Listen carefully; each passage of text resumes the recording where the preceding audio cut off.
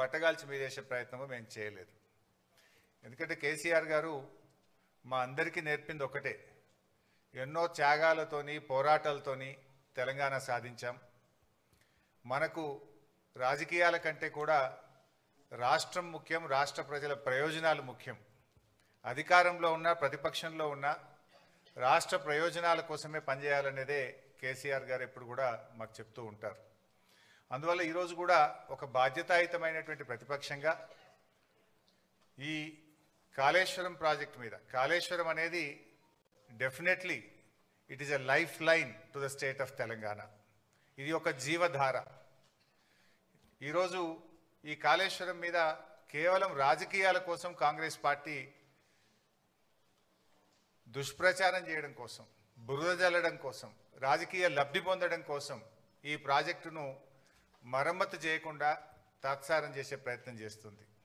అంటే రాష్ట్ర ప్రయోజనాల కంటే రాజకీయ ప్రయోజనాల మీదనే కాంగ్రెస్ పార్టీ ఎక్కువ దృష్టి పెడుతూ బురద జల్లే ప్రయత్నం చేస్తుంది. అందువల్ల ఈ ప్రజెంటేషన్లో చాలా వివరంగా మీకు చెప్పే ప్రయత్నం చేస్తాం. అందరికీ సాఫ్ట్ కాపీసు, హార్డ్ కాపీస్ కూడా పంపిస్తున్నాం. ఒకటేమో ఈ బ్రీఫ్ ప్రజెంటేషన్, ఒకటి పీపీటీ మీ అందరికి షేర్ చేశాం. రెండవది కాళేశ్వరం ప్రాజెక్టు మీద వాస్తవాలు, అంటే వక్రీకరణలు, వాస్తవాలు, వివరాలన్నీ కూడా మీకు అందిస్తూ ఉన్నాం. ఈ 2 బుక్స్ కూడా మీ అందరికీ ఇచ్చాం. దయచేసి చదవండి. మీరు ప్రజెంటేషన్ అయిన తర్వాత ఇంకేమైనా డౌట్స్ ఉంటే కూడా ఐ విల్ క్లారిఫై. మీ అందరికీ ఒక నోట్బుక్, పెన్ కూడా ఇచ్చాం, నోట్ చేసుకోండి. లాస్ట్లో I will answer all your questions and doubts. Yeah please. నేను కూడా ఈరోజు రాజకీయ విమర్శలు చేయట్లేదు, ఓన్లీ వాస్తవాలు చెప్పే ప్రయత్నమే చేస్తున్నా. పొలిటికల్గా చాలా వేదికలు ఉన్నాయి, మాట్లాడతాం. కానీ today I will try to explain the brief facts on Kaleshwaram. ముందుగా అసలు కాళేశ్వరం అంటే ఏంటి? పదే పదే రేవంత్ రెడ్డి గారు కాళేశ్వరం కుప్పగూలిపోయింది అని ఒక స్టాండర్డ్ డైలాగ్ కొడుతూ వస్తూ ఉన్నాడు. వాస్తవానికి కాళేశ్వరం అంటే 3 బ్యారేజీలు, 15 రిజర్వాయర్లు, 19 సబ్స్టేషన్లు, 21 పంప్ హౌస్లు, 203 కిలోమీటర్ల టనెల్లు, 1531 కిలోమీటర్ల గ్రావిటీ కెనాలు, 98 కిలోమీటర్ల ప్రెషర్ మెయిను, 141 టీఎంసీల సామర్థ్యం కలిగిన రిజర్వాయర్లు, 530 మీటర్ల ఎత్తుకు నీటిని ఎత్తిపోసేటువంటి వ్యవస్థ, 240 టీఎంసీల నీటి వినియోగం. ఇది మొత్తం కాళేశ్వరం యొక్క సమాహారం. ఈ మొత్తంలో ఆ 3 బ్యారేజీల్లో ఒక బ్యారేజీలో 2 పిల్లర్లు మాత్రమే కుంగాయి. అంటే మీకు 15 రిజర్వాయర్లు ఇంటాక్ట్ ఉన్నాయి, 19 సబ్స్టేషన్లు ఇంటాక్ట్ ఉన్నాయి, 21 పంప్ హౌస్లు ఇంటాక్ట్ ఉన్నాయి, 203 కిలోమీటర్ల టనల్ ఇంటాక్ట్ ఉంది, 1531 కిలోమీటర్ల గ్రావిటీ కెనాల్ ఇంటాక్ట్ ఉంది, 98 కిలోమీటర్ల ప్రెషర్ మెయిన్ ఇంటాక్ట్ ఉంది, 141 టీఎంసీల రిజర్వాయర్లు ఇంటాక్ట్ ఉన్నాయి, ఈ లిఫ్ట్ సిస్టమ్ ఇంటాక్ట్ ఉన్నది. ఆ 3 బ్యారేజీల్లో ఒక బ్యారేజ్ మేడిగడ్డ, దాంట్లో 85 పియర్స్ ఉన్నాయి. రెండవ బ్యారేజ్ సుందిల్లా, అందులో 74 పియర్స్ ఉంటాయి. మూడవ బ్యారేజ్ అన్నారం, అందులో 64 పియర్స్ ఉన్నాయి. సో అన్నారంలో ఉన్న 64 పియర్స్ బ్యారేజ్ ఇంటాక్ట్, సుందిల్లలో ఉన్న 74 పియర్స్ బ్యారేజ్ ఇంటాక్ట్. మేడిగడ్డ బ్యారేజీలో 85 పియర్స్లో 2 పియర్స్ మాత్రమే కుంగినాయి. అంటే కాళేశ్వరంలో ఉండే ఇన్ని కాంపోనెంట్లలో ఒక బ్యారేజ్ మేడిగడ్డ, ఆ మేడిగడ్డలో 85 పియర్స్లో 2 పియర్స్ మాత్రమే కుంగినాయి. దానికి మొత్తం కాళేశ్వరమే కుప్పగూలింది అనేటువంటి ఒక దుష్ప్రచారాన్ని చేసేటువంటి ప్రయత్నం గత కొంతకాలంగా కాంగ్రెస్ ప్రభుత్వం చేస్తుంది. అంటే ఈ 100 కాంపోనెంట్స్ అన్నీ కూడా ఇంటాక్ట్ ఉన్నాయి, అన్ని పియర్స్ మిగతా బ్యారేజీల్లో ఇంటాక్ట్ ఉన్నాయి. అండ్ కాళేశ్వరంలో బ్లాక్ వైజ్ కట్టాం మనం.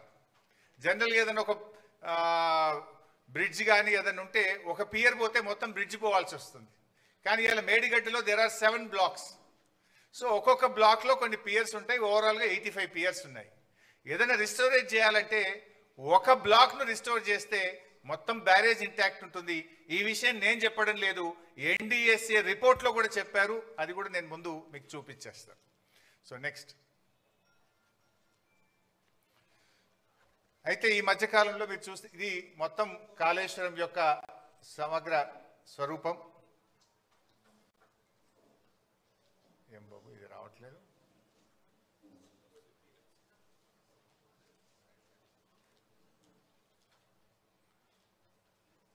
ఇది వస్తుందా బాబు? సో మీరు గమనిస్తే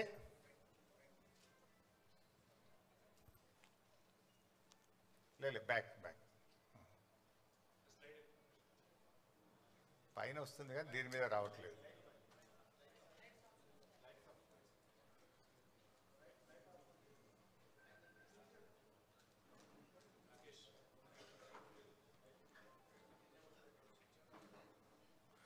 పర్లేదు, నేను I will explain here.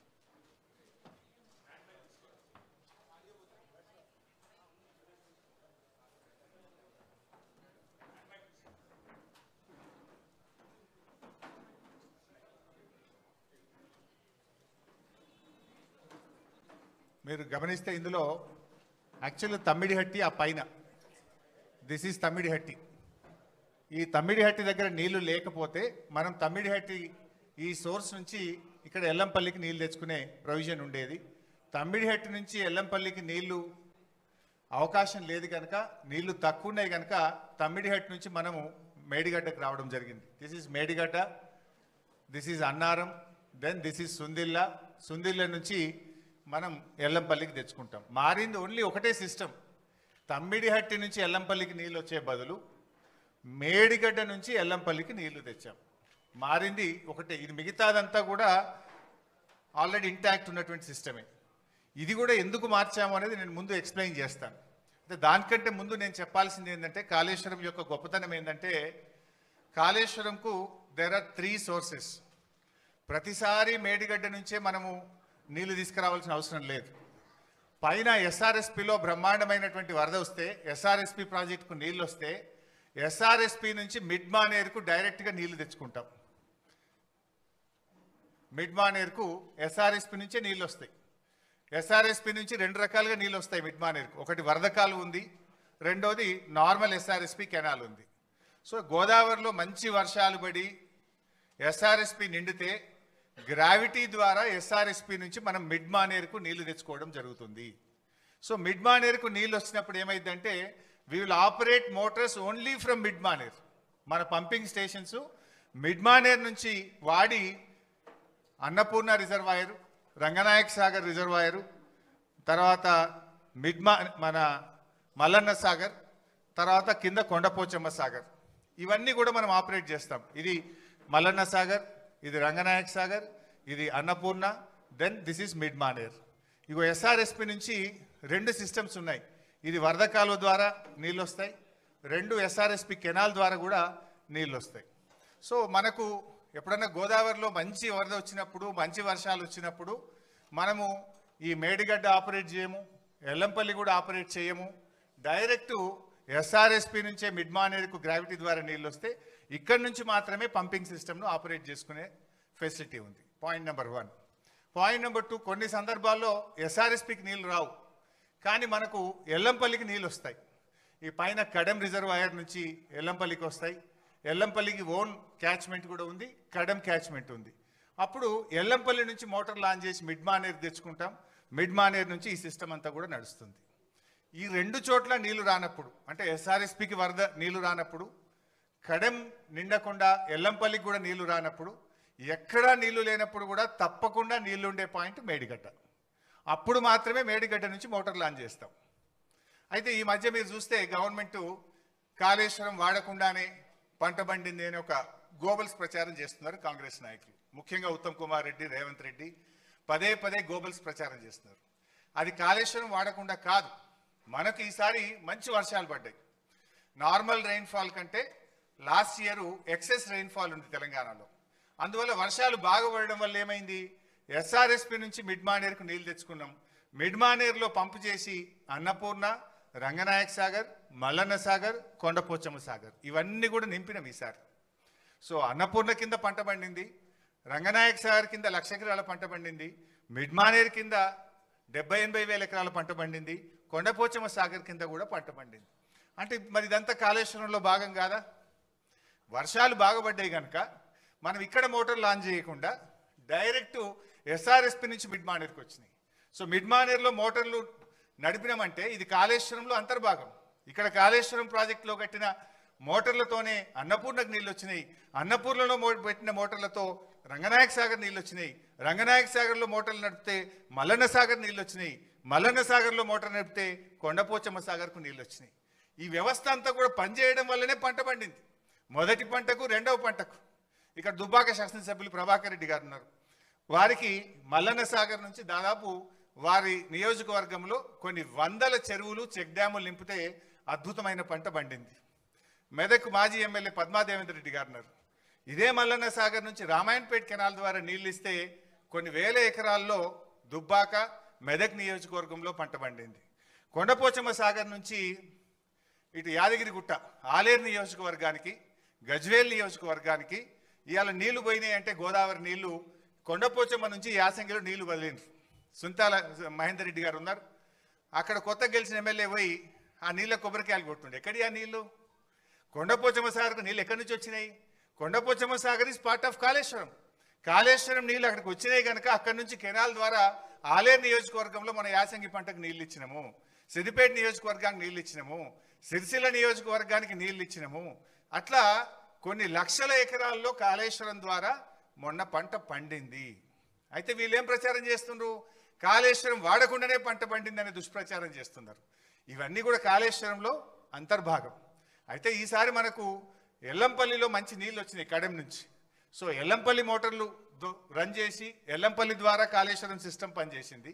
Mid Manair ద్వారా కాళేశ్వరం సిస్టమ్ పనిచేసింది. ఈ రెండు సిస్టంలు వాడడం వల్ల ఈసారి బ్రహ్మాండమైనటువంటి పంటలు పండినాయి. వేలాది చెరువులు నింపినాం, వందలాది చెక్ డ్యాములు నింపినాం. నేరుగా కెనాల్స్ ద్వారా కూడా వేలాది ఎకరాలకు, లక్షలాది ఎకరాలకు కాళేశ్వరం ద్వారా ఈసారి నీళ్ళు ఇచ్చినాం. అయితే this year is a good year.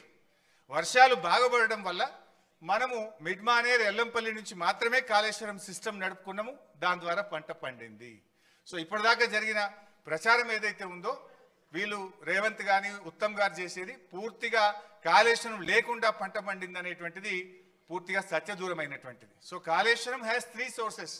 మంచి వర్షాలు పడితే ఎస్ఆర్ఎస్పి మిడ్మానేర్ నుంచి సిస్టమ్ నడుపుతాం. యావరేజ్ రెయిన్ఫాల్ ఉంటే Yellampalli Mid Manair system నడుపుతాం.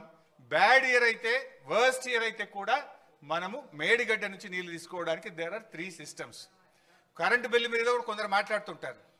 Worst year మాత్రమే మనము Medigadda to Annaram, Annaram to Sundilla, Sundilla to Yellampalli, Yellampalli to Mid Manair మొత్తం సిస్టమ్ నడుపుతాం. సో గుడ్ ఇయర్ ఉన్నప్పుడు ఏమవుతుంది? ఓన్లీ 50% ఆఫ్ ద మోటార్స్ మాత్రమే నడుపుతాం మంచి వర్షపాతం ఉంటే. యావరేజ్ ఉంటే మనకు ఎల్లంపల్లి నుంచి నడుపుతాం. బ్యాడ్ ఇయర్ ఉంటే మేడిగడ్డ నుంచి నడుపుతాం. సో అందువల్ల కాళేశ్వరంకు 3 సోర్సెస్ ఉన్నాయి. సో ఈ సంవత్సరం కూడా కాళేశ్వరంతోని వానకాలం పంట పండింది, యాసంగి పంట పండింది, భూగర్భ జలాలు పెరిగినాయి. మొన్నటిదాకా ఏదైతే కాంగ్రెస్ పార్టీ కాళేశ్వరం లేకుండా పంట పండిందని చెప్పిందంతా కూడా పూర్తిగా సత్యదూరమైనటువంటి విషయం. ఇన్ఫ్యాక్ట్ బీఆర్ఎస్ గవర్నమెంట్ రాకముందు ప్రాజెక్టుల ద్వారా చెరువులు నింపే ఫెసిలిటీ లేదు.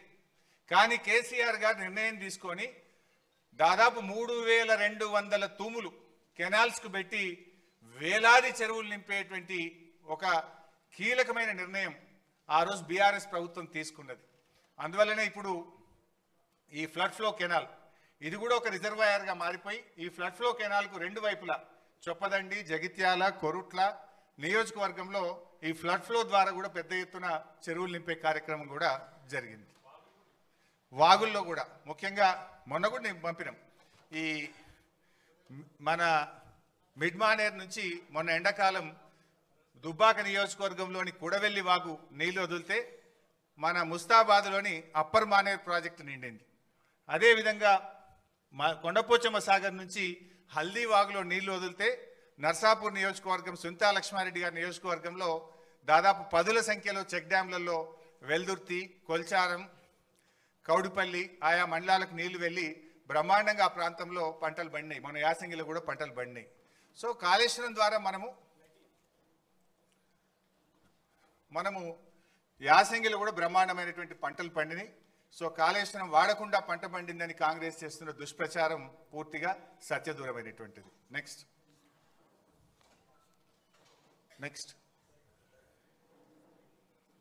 రైట్.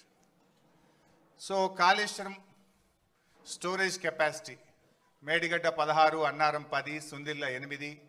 సో అన్నీ కలిపి 141 టీఎంసీల సామర్థ్యం కాళేశ్వరం ప్రాజెక్టులో ఉంది. అయితే ఇక్కడ కూడా ఇంకా ముందు ఎక్స్ప్లెయిన్ చేస్తా. అయితే మన తెలంగాణ రాష్ట్రంలో మనకున్న ఒకే ఒక్క పెద్ద రిజర్వాయరు ఎస్ఆర్ఎస్పి. యాక్చువల్గా ఎస్ఆర్ఎస్పి తప్ప మనకు మేజర్గా స్టోరేజ్ కెపాసిటీ లేదు. ఉమ్మడి ఆంధ్రప్రదేశ్లో తెలంగాణలో కట్టిన కల్వకుర్తి కానీ, నెట్టంపాడు కానీ, భీమా కానీ, కోయిల్ సాగర్ కానీ ఏ ప్రాజెక్టులు కూడా రిజర్వాయర్లు కట్టలేదు. కానీ కేసీఆర్ గారు ముందు చూపుతోని ఇంత బ్రహ్మాండంగా 141 టీఎంసీల రిజర్వాయర్లను మరి పెద్ద ఎత్తున 16 రిజర్వాయర్లను రూపకల్పన చేసి వీటన్నిటిని కూడా నిర్మించాం. కొంతమంది అంటుంటారు కాళేశ్వరం ప్రాజెక్ట్ కాస్ట్ పెరిగింది. అంతకుముందు వాళ్ళు పెట్టిన ప్రాణహిత చేవెళ్లలో 141 కాదు, కేవలం 11 టీఎంసీల సామర్థ్యం మాత్రమే ఉండేది. మరి మల్లన్న సాగర్ లాంటి రిజర్వాయర్ 50 టీఎంసీల రిజర్వాయర్ కడితే అక్కడ 13,000 ఎకరాల భూసేకరణ చేసినాం. దాదాపు 8 గ్రామాలకు R&R కాలనీ చేసినాం. మరి అక్కడ ఫారెస్ట్ డిపార్ట్మెంట్ కూడా ఫారెస్ట్ ల్యాండ్ తీసుకొని డబ్బులు కట్టినాం. 50 టీఎంసీల రిజర్వాయర్ కట్టాలంటే డబ్బులు అవసరమైతే ప్రాజెక్ట్ కాస్ట్ పెరుగుతుందా పెరగదా? సో ఇవన్నీ కూడా ఈ కాళేశ్వరం ఇవన్నీ కూడా ఇంటాక్ట్ ఉన్నాయి. All are working. మేడిగడ్డ ఈ నుంచి మొదలుకుంటే ఈ మల్లన్న సాగర్, కొండపోచమ్మ సాగర్, రంగనాయక సాగర్, అనంతగిరి, మలకపేట, మేడారం, అదేవిధంగా గంధమల్లాక్ ఇవన్నీ కూడా ఇంటాక్ట్గా ఈరోజు రిజర్వాయర్లు వాడకంలో ఉన్నాయి. ఇవన్నీ కూడా నెక్స్ట్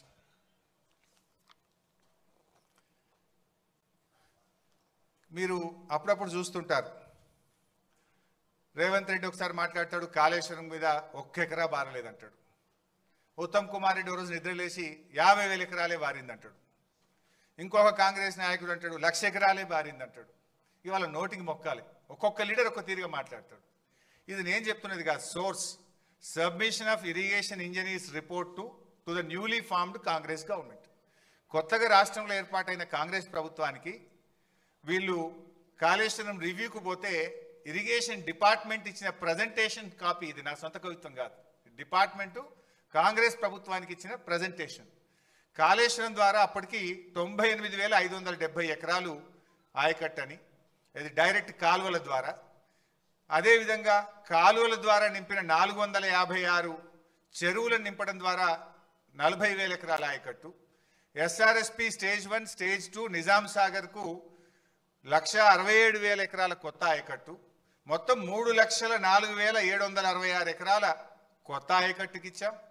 అదేవిధంగా స్థిరీకరణ 17,08,230 ఎకరాలు స్థిరీకరణ జరిగింది. అదేవిధంగా కూడవెల్లి, హల్దీ వాగుల ద్వారా ఇందాక కేటీఆర్ గారు చెప్పినట్టు ఆ 2 వాగుల మీద 66 చెక్ డ్యాములు నింపితే 20,576 ఎకరాలకు సాగునీరు అందింది. మొత్తంగా కాళేశ్వరం ప్రాజెక్టు ద్వారా 20,33,572 ఎకరాలకు సాగునీరు అందింది. ఇది వాస్తవం. కానీ ఏం మాట్లాడతారు? 1 ఎకరా బారలేదని ఒకడంటాడు, 50,000 ఎకరాలు బారిందని ఒకడంటాడు, 1,00,000 ఎకరాలు బారిందని ఒకడంటాడు. వాస్తవానికి 20,33,572 ఎకరాలకు అప్పటికే సాగునీరు అందించాం. ఒక సంవత్సరం బాగా సివియర్ డ్రాట్ వస్తే ఎస్ఆర్ఎస్పికి కూడా రివర్స్ పంపింగ్ చేసినాం. మిడ్ మానేర్ నుంచి ఎల్ఎండికి నీళ్లు తెచ్చి ఎల్ఎండి ద్వారా ఎస్ఆర్ఎస్పి స్టేజ్ 1కు, స్టేజ్ 2లో తుంగతుర్తి, సూర్యాపేట, కోదాడ దాకా కూడా కాళేశ్వరం నీళ్లు పంపించి పంటలు కాపాడింది కేసీఆర్ గారి ప్రభుత్వం. సో ఇది అంతా కూడా ఇది వాస్తవమైన రిపోర్ట్. ఇది ఇరిగేషన్ డిపార్ట్మెంట్ ఇస్తున్న రిపోర్ట్. కానీ కాంగ్రెస్ నాయకులు ఎకరం బారలే 50,000 బారింది అనేటువంటి ఒక దుష్ప్రచారం చేస్తున్నారు. ఇది one point. Next, so Godavari నది మొత్తం 1,465 కిలోమీటర్లు ఉంటే మోర్ దెన్ 50%, 750 కిలోమీటర్లు మన తెలంగాణలో ప్రవహిస్తుంది. అయితే ఉమ్మడి ఆంధ్రప్రదేశ్లో కొన్ని జీవోలు ఇచ్చినారు అప్పటి ప్రభుత్వం. మొత్తం అంటే అప్పుడు బచావత్ ట్రిబ్యునల్ ఏం అవార్డు ఇచ్చిందంటే పైన రాష్ట్రాలకు నీళ్లు కేటాయిస్తూ all water belongs to the state of Andhra Pradesh అని చెప్పారు. అంటే అప్పుడు దిగువ రాష్ట్రంగా మనం ఉన్నాం కనుక ఇక మొత్తం నీళ్లు వీలయ్యాయి అని చెప్పిండ్రు. ఆ మొత్తం నీళ్ళలో అప్పటి ఆంధ్రప్రదేశ్ ప్రభుత్వం 1,480 టీఎంసీలు కేటాయిస్తే అందులో 969 తెలంగాణకు, 400 మిగతాది 969 కాకుండా మిగతా 500 ఆంధ్రప్రదేశ్కు కేటాయించింది. అంటే ఏ రోజు కూడా మనం 400 టీఎంసీలు కూడా వాడలేదు. అంటే ఏ ప్రాజెక్టులు కూడా కట్టకపోవడం వల్ల దేవాదులు కడితే పనులు జరగలే. మరి అదేవిధంగా ఎస్ఆర్ఎస్పి స్టేజ్ 2కు ఎన్నడూ 1 ఎకరానికి నీళ్లు పోలే. అయితే అప్పుడు తెలంగాణ ఉద్యమం కేసీఆర్ గారి నాయకత్వంలో ఉమ్మడి బాగా ఉధృతంగా జరుగుతూ ఉంటే ఆ తుమ్మిడిహట్టి దగ్గర ప్రాణహిత అనేటువంటి ప్రాజెక్టుకు రాజశేఖర రెడ్డి గారు శంకుస్థాపన చేసిండ్రు. అది కూడా ఆదరబాధగా అప్పుడు జలయజ్ఞం చేసి ఆంధ్రప్రదేశ్లో పోతిరెడ్డిపాడును పెంచి నీళ్లు తీసుకుపోయే ప్రయత్నం, ఆంధ్రప్రదేశ్ పోలవరం కట్టి నీళ్లు తీసుకుపోయే ప్రయత్నంలో తెలంగాణలో కూడా ఏదో ఒకటి స్టార్ట్ చేయాలని ఉద్యమంలో ఆ రోజు ప్రాణహితకు శంకుస్థాపన చేసిండ్రు. నెక్స్ట్ బట్ ఏం జరిగిందో కూడా నేను చెప్తా. ప్రాణహితలో 2007లో ప్రాణహితకు శంకుస్థాపన చేస్తే 2014 వరకు అంటే 8 సంవత్సరాలు కాంగ్రెస్ పార్టీ అధికారంలో ఉంది. ప్రాజెక్టు రూపకల్పన చేసినప్పుడు అప్పుడు అసెంబ్లీ ఎలక్షన్స్ 2009లో ఉండే.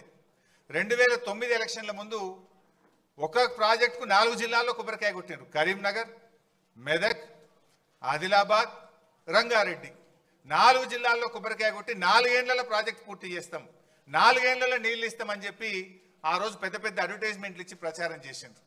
సరే 4 ఏళ్లలో ప్రాజెక్టు పూర్తి చేయడం అటుంచండి, కనీసం 4 ఏళ్లలో ప్రాజెక్టుకు అనుమతులు కూడా తేలే. 4 ఏళ్ళు ఇచ్చిపెట్టండి, 8 ఏళ్ళు వాళ్ళే అధికారంలో. 2007 to 14 కేంద్రంలో కాంగ్రెస్ ప్రభుత్వం, మహారాష్ట్రలో కాంగ్రెస్ ప్రభుత్వం, ఆంధ్రప్రదేశ్లో కాంగ్రెస్ ప్రభుత్వం. అప్పుడు ఇదే ఉత్తమ్ కుమార్ రెడ్డి మంత్రిగా ఉన్నాడు, ఇదే కోమటిరెడ్డి వెంకటరెడ్డి మంత్రిగా ఉన్నాడు, ఇదే శ్రీధర్ బాబు మంత్రిగా ఉన్నాడు. కానీ వీళ్ళెవ్వరూ పట్టించుకోలే. 8 ఏళ్లలో కాళేశ్వరం ప్రాజెక్టుకు అసలు అనుమతులు కూడా సాధించినటువంటి పరిస్థితి. తమ్మిడిహట్టి దగ్గర ఎక్కడైతే బ్యారేజ్ కట్టమన్నారో దానికి మహారాష్ట్రతో అగ్రిమెంట్ చేయలేదు, మహారాష్ట్ర ప్రభుత్వాన్ని ఒప్పించే ప్రయత్నం చేయలేదు. అసలు అక్కడ ఒప్పుకోకుండా ఎక్కడైతే నిజంగా బ్యారేజ్ ఉందో ఆ బ్యారేజీ నిర్మాణం స్టార్ట్ చేయకుండా ఎక్కడెక్కడో పోయి టనల్లు కాలువలు తవ్వే ప్రయత్నం చేసిండ్రు. అసలు హెడ్ దగ్గర పని స్టార్ట్ చేయలేదు. అదేవిధంగా ఇది కాగ్ రిపోర్ట్. ఆ రోజు కాగ్ ఏం చెప్పిందో కూడా మనం చూస్తే substantial funds given as mobilization advance were blocked with the contractors as recovery thereof could not be affected due to poor progress of works. This way especially so in respect of Pranahita Chevella and Dumugudam Nagarjuna Sagar tail ponds. అంటే CAG కూడా ఆ రోజు కాంగ్రెస్ ప్రభుత్వం యొక్క పనిని తప్పుపట్టింది. అందులో కింద ఒక దగ్గర ప్రాణహిత చెవెల్ల 1052 కోట్లు మొబిలైజేషన్ అడ్వాన్స్ ఇచ్చిండ్రు అని చెప్పి ఆ రోజు కాగ్ తప్పుపట్టింది. వాస్తవానికి ఇది 2012 రిపోర్ట్. కానీ మొత్తంగా 2014 వరకు వాళ్ళు ఇచ్చిన మొబిలైజేషన్ అడ్వాన్స్ ఎంత అంటే 2328 కోట్లు. సర్వే అండ్ మొబిలైజేషన్ అడ్వాన్స్ పేరు మీద 2009 ఎన్నికల ముందు కాంట్రాక్టర్లకు ఇచ్చిండ్రు, జేబులు నింపుకున్నారు. 2014 ఎన్నికల ముందు కాంట్రాక్టర్లకు ఇచ్చిండ్రు, జేబులు నింపుకున్నారు. పని మాత్రం జరగలేదు. 2328 కోట్లు సర్వే మొబిలైజేషన్ అడ్వాన్స్ పేరు మీద కాంట్రాక్టర్లకు పనులు చేయకుండా అడ్వాన్స్ ఇచ్చి అవినీతికి పాల్పడ్డది ఆనాటి కాంగ్రెస్ ప్రభుత్వం. ఆనాటి కాంగ్రెస్ ప్రభుత్వంలో వీళ్ళే మంత్రులు శ్రీధర్ బాబు, ఉత్తమ్ కుమార్ రెడ్డి, కోమటిరెడ్డి వెంకటరెడ్డి. ఆనాడు రేవంత్ రెడ్డి తెలుగుదేశంలో ఉండి విమర్శలు చేసిండు, జలయజ్ఞం కాదు ధనయజ్ఞం అని మాట్లాడిండు. కానీ ఇవాళ ఆయన్నే దాన్ని వెనకేసుకొస్తున్నటువంటి పరిస్థితి ఉంది. సో అట్లా మొబిలైజేషన్ అడ్వాన్స్ ఇచ్చిండ్రు. ఇకపోతే వాస్తవానికి ఈ మధ్య ఉత్తమ్ కుమార్ రెడ్డి మాట్లాడిండు, మీరు కూడా చూసి ఉంటారు.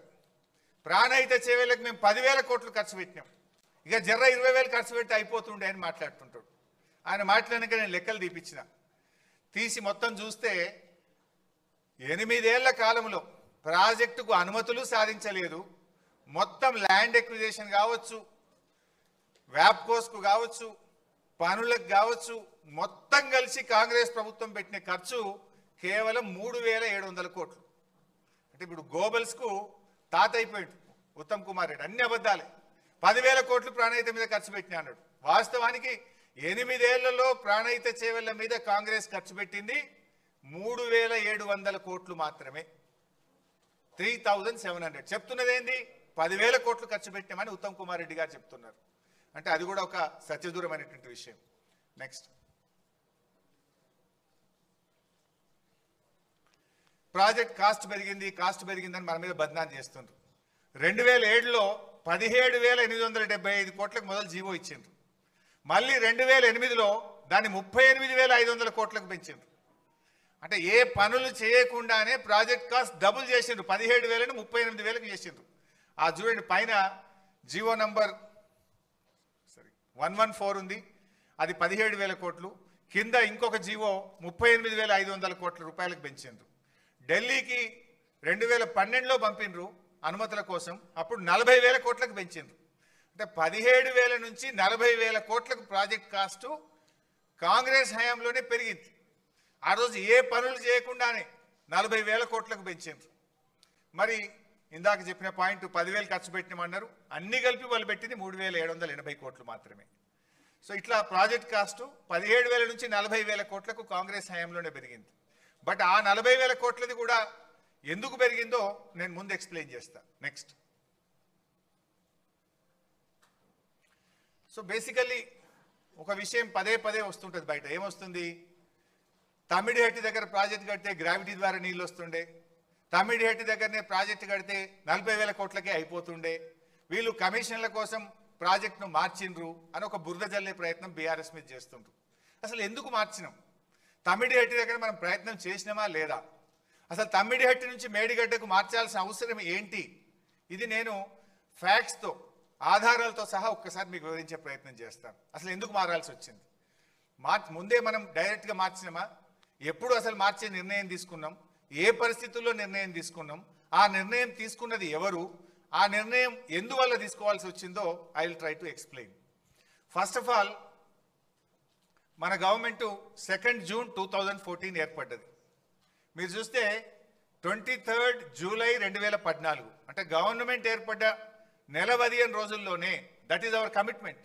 కేసీఆర్ గారు నన్ను నువ్వు మహారాష్ట్రకు వెళ్ళు, తమిడిహట్టి దగ్గర బ్యారేజ్ కట్టుకుందాం, వాళ్ళు ఎన్ని డబ్బులు అడుగుతా ఇద్దాం, నువ్వు పోయి వాళ్ళని ఒప్పించండి అని చెప్పి కేసీఆర్ గారు ఆ రోజు నీటిపారుదల శాఖ మంత్రిగా ఉన్న నన్ను, మన సలహాదారుడిగా ఉన్న ఆర్ విద్యాసాగర్ రావు గారిని ఇంజనీర్ల బృందం తీసుకొని వెళ్ళండి అని ఆదేశించారు. సో గవర్నమెంట్ ఏర్పడ్డ 45 డేస్కు ఐ వెంట్ టు మహారాష్ట్ర. ఆ రోజు మహారాష్ట్రలో కాంగ్రెస్ గవర్నమెంట్ ఉంది.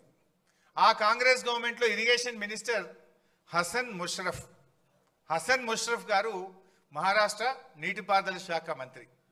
మేము అపాయింట్మెంట్ తీసుకొని ఆయన దగ్గరికి వెళ్ళి కలిసి మాట్లాడి మేము గత ఆంధ్రప్రదేశ్ లాగా మీతో కొట్లాడము, మా ముఖ్యమంత్రి గారు మీకు చెప్పమన్నారు, మీతో కలిసి పనిచేస్తాము, మీకు మా సహకారం అందిస్తాం, మీరు మాకు సహకారం అందించండి, మహారాష్ట్రలో ముంపు గురయ్యే భూమికి మీరు ఏ ధర నిర్ణయిస్తే ఆ ధర, మీరు ఎన్ని పైసలు అడిగితే అన్ని పైసలు ఇస్తాం, మా ఉద్యమమే నీళ్ళ నుంచి పుట్టింది, మా పోరాటమే నీళ్ళ కోసం జరిగింది, మా ప్రాంతంలో రైతుల ఆత్మహత్యలు జరుగుతున్నాయి, మేము తొందరగా ఇది కట్టుకోవాలనుకుంటున్నామని we pleaded them like anything, బతిలాడినాం అన్ని రకాలుగా. ఆయన మాట్లాడుతూ ఒక విషయం చెప్పారు. ఆయన మాట్లాడుతూ, చూడు భాయ్ సాబ్, ఇంకొక 6 నెలల్లో మాకు ఎలక్షన్ ఉంది మహారాష్ట్రలో, అప్పుడు అసెంబ్లీ ఎలక్షన్స్ ఇంకా 6 నెలలు ఉంది, అయినా మేము ఎట్లా ఒప్పుకుంటాము? 8 సంవత్సరాల నుంచి కూడా మేము స్పష్టంగా మీకు చెప్తూ వచ్చినాం, 152 మీటర్ల ఎత్తులో మేము తమ్మిడిహట్టి దగ్గర బ్యారేజ్ కట్టడానికి ఒప్పుకోము అని చాలాసార్లు మేము మీ ప్రభుత్వానికి చెప్పినాము. చెప్పడమే కాదు, మా ముఖ్యమంత్రి గారు మీ ముఖ్యమంత్రి గారికి లేఖ రాసిండ్రు అని ఆ లేఖ కాపీ ఇచ్చిండు నా చేతికి. ఏం రాసిండ్రు ఆ లేఖల మీరే చూడొచ్చు. చాలా స్పష్టంగా అందులో ఆనాడు మహారాష్ట్ర ముఖ్యమంత్రిగా ఉన్నటువంటి పృథ్వీరాజ్ చౌహాన్ గారు మన ముఖ్యమంత్రి కిరణ్ కుమార్ రెడ్డి గారికి లేఖ రాయడం జరిగింది. ఆ లేఖలో ఆయన చాలా స్పష్టంగా ఏం చెప్పిండంటే, it is also requested that Andhra Pradesh government should not proceed with unilaterally decided layouts and control levels. It may lead to unfruitful expenditure.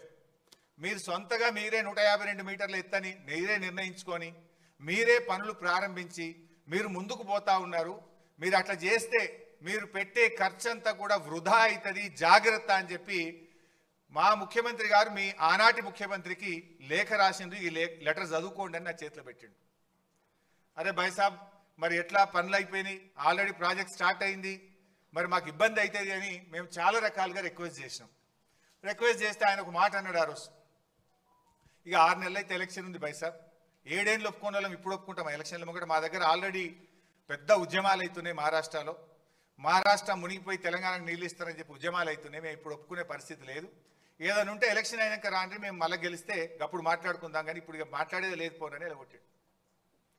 సరే అట్లెందుకు బైసాబ్, ఇంజనీర్లు అయితే మాట్లాడతారు, ప్రయత్నం చేయండి అంటే ఓకే, డిపార్ట్మెంట్స్ మాట్లాడుకోండి, కానీ ఫైనల్ డెసిషన్ మాత్రం ఆఫ్టర్ ఎలక్షన్స్ అన్నాడు. సరే తదనంతరం 16 జూలై ఆగస్టులో ఒక మీటింగ్ అయింది, 4 ఫిబ్రవరి ఇంకొక మీటింగు, ఇంజనీర్స్ లెవెల్లో సెక్రటరీస్ లెవెల్లో మీటింగ్ జరిగినాయి. 16/8/2014 నాడు ఆర్ విద్యాసాగర్ రావు గారి నేతృత్వంలో మళ్ళొక్కసారి కూడా మీటింగ్ అయి 152 మీటర్ల ఎత్తులో మేము కట్టుకుంటాము, మీరు ఎంత డబ్బు అడిగినా ఇస్తామని చెప్పి విద్యాసాగర్ రావు గారు కూడా ఇంకొక మీటింగ్లో కూడా చెప్పారు. ఇన్ని మీటింగ్స్ జరిగినాయి. నెక్స్ట్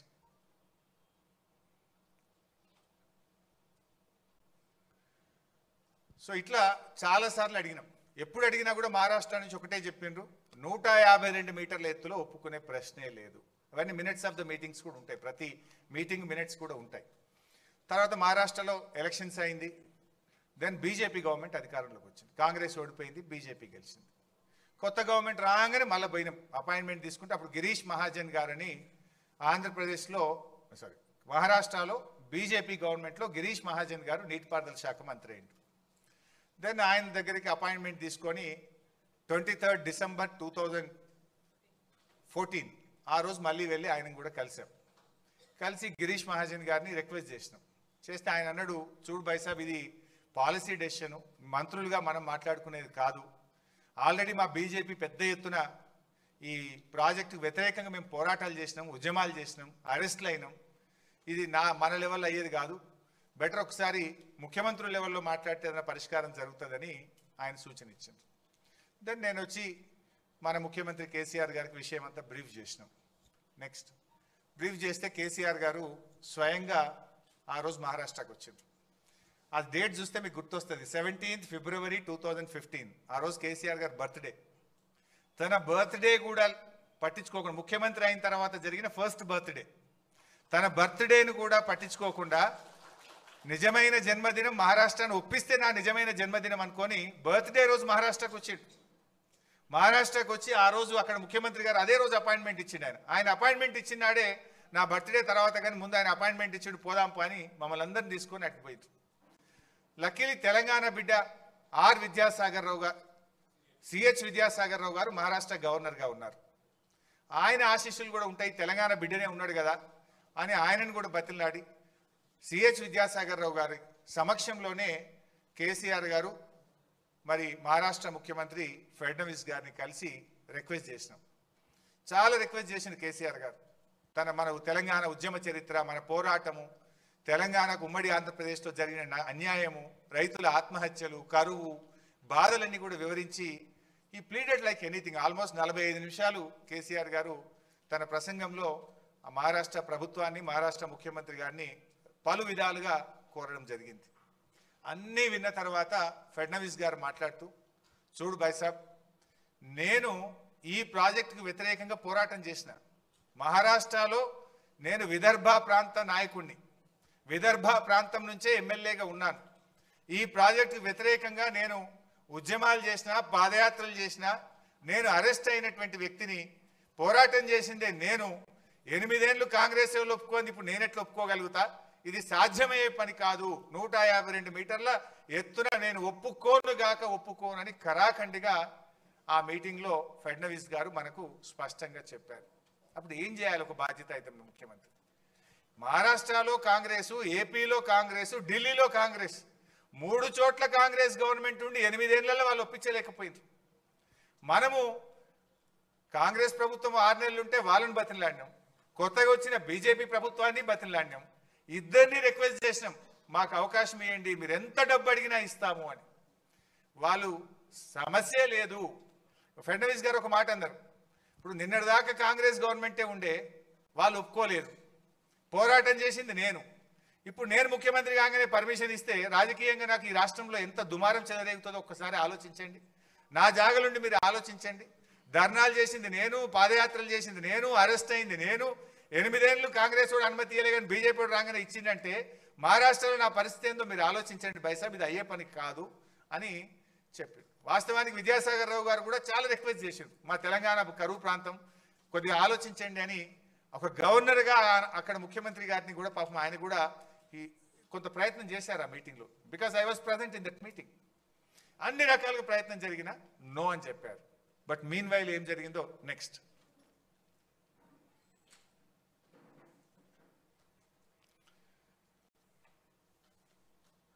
సో ఈ స్లైడ్ మార్చి నేను నెక్స్ట్ చెప్తా ఇంకోటి. రైట్, ఇది మీన్ వైల్ ఏమైంది, 17th February మీటింగ్ అయింది కేసీఆర్ గారిది.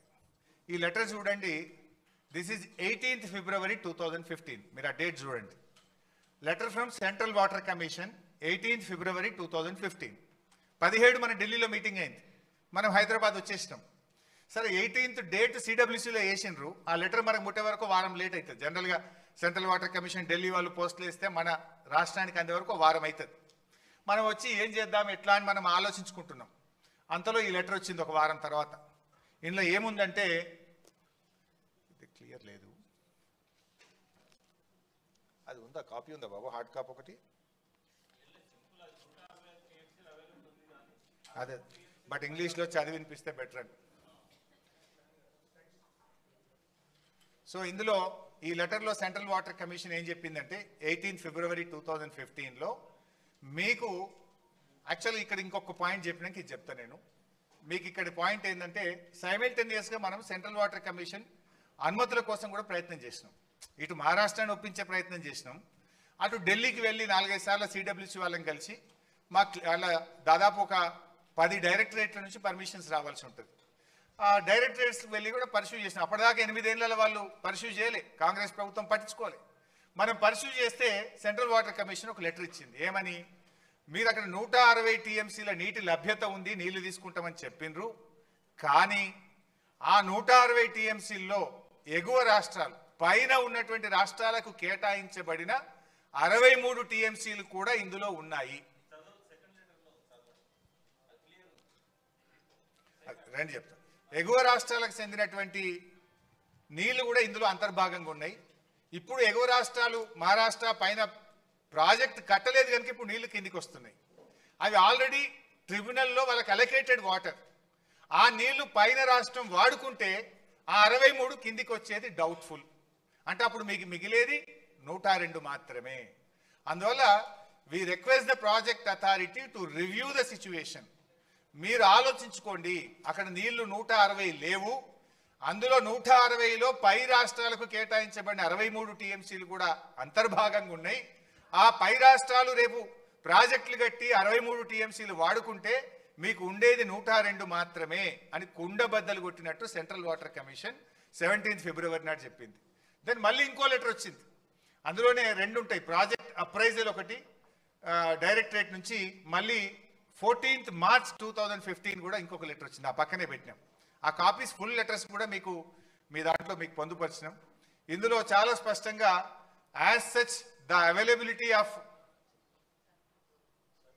surpluses from upper riparian states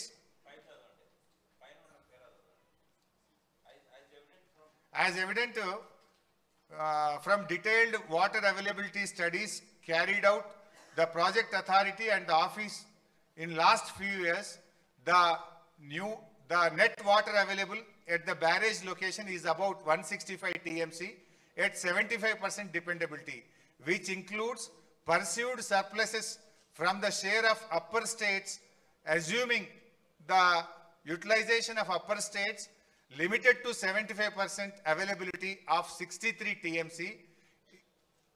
It seems from the master plans of upper states, అది విషయం. అందులో దాంట్లో క్లియర్గా ఏం చెప్తున్నట్టే 63 TMCలు పై రాష్ట్రాలే ఉన్నాయి, అవి రావు అనేటువంటి విషయాన్ని 2 లెటర్లలో సెంట్రల్ వాటర్ కమిషన్ చెప్పింది. ఇంతకుముందు ఏకువో బాబు, ఒకటేమో నీళ్లు లేవని సిడబ్ల్యూసీ చెప్పింది. రెండవ పాయింట్ ఏంది, మహారాష్ట్ర మేము 152 మీటర్లకు కట్టే సమస్య ఒప్పుకోము, 148కు ఇవ్వమంటుంది. 152 కడితేనే మనం ఆ 102 TMCలు తీసుకోగలుగుతాం. 148కు తగ్గిస్తే మనం తీసుకోగలిగేది కేవలం 63 TMCలు మాత్రమే. 63 మాత్రమే తీసుకోగలుగుతాం. 63 పోతే 44 మాత్రమే తీసుకోగలుగుతాం. సో అప్పుడు ఏం చేయాలి మరి? ఒకటి, నీళ్లు లేవు, పోనీ ఉన్న నీళ్ళనే తీసుకుందామంటే వాడు 152 ఒప్పుకుంటలేడు, 148 కట్టమంటుండు.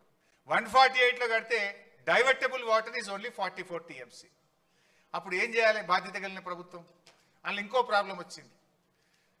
మనం స్టడీ చేస్తుంటే ఫారెస్ట్ డిపార్ట్మెంట్ వాళ్ళు తమ్మిడిహట్టి దగ్గర చాప్రాల్ వైల్డ్ లైఫ్ ఉంది. అక్కడ ఆ వైల్డ్ లైఫ్ పర్మిషన్ రావాలంటే మన దేశంలో పరిస్థితి ఏంటంటే సుప్రీంకోర్ట్ ఆఫ్ ఇండియా పర్మిషన్ ఇవ్వాలి.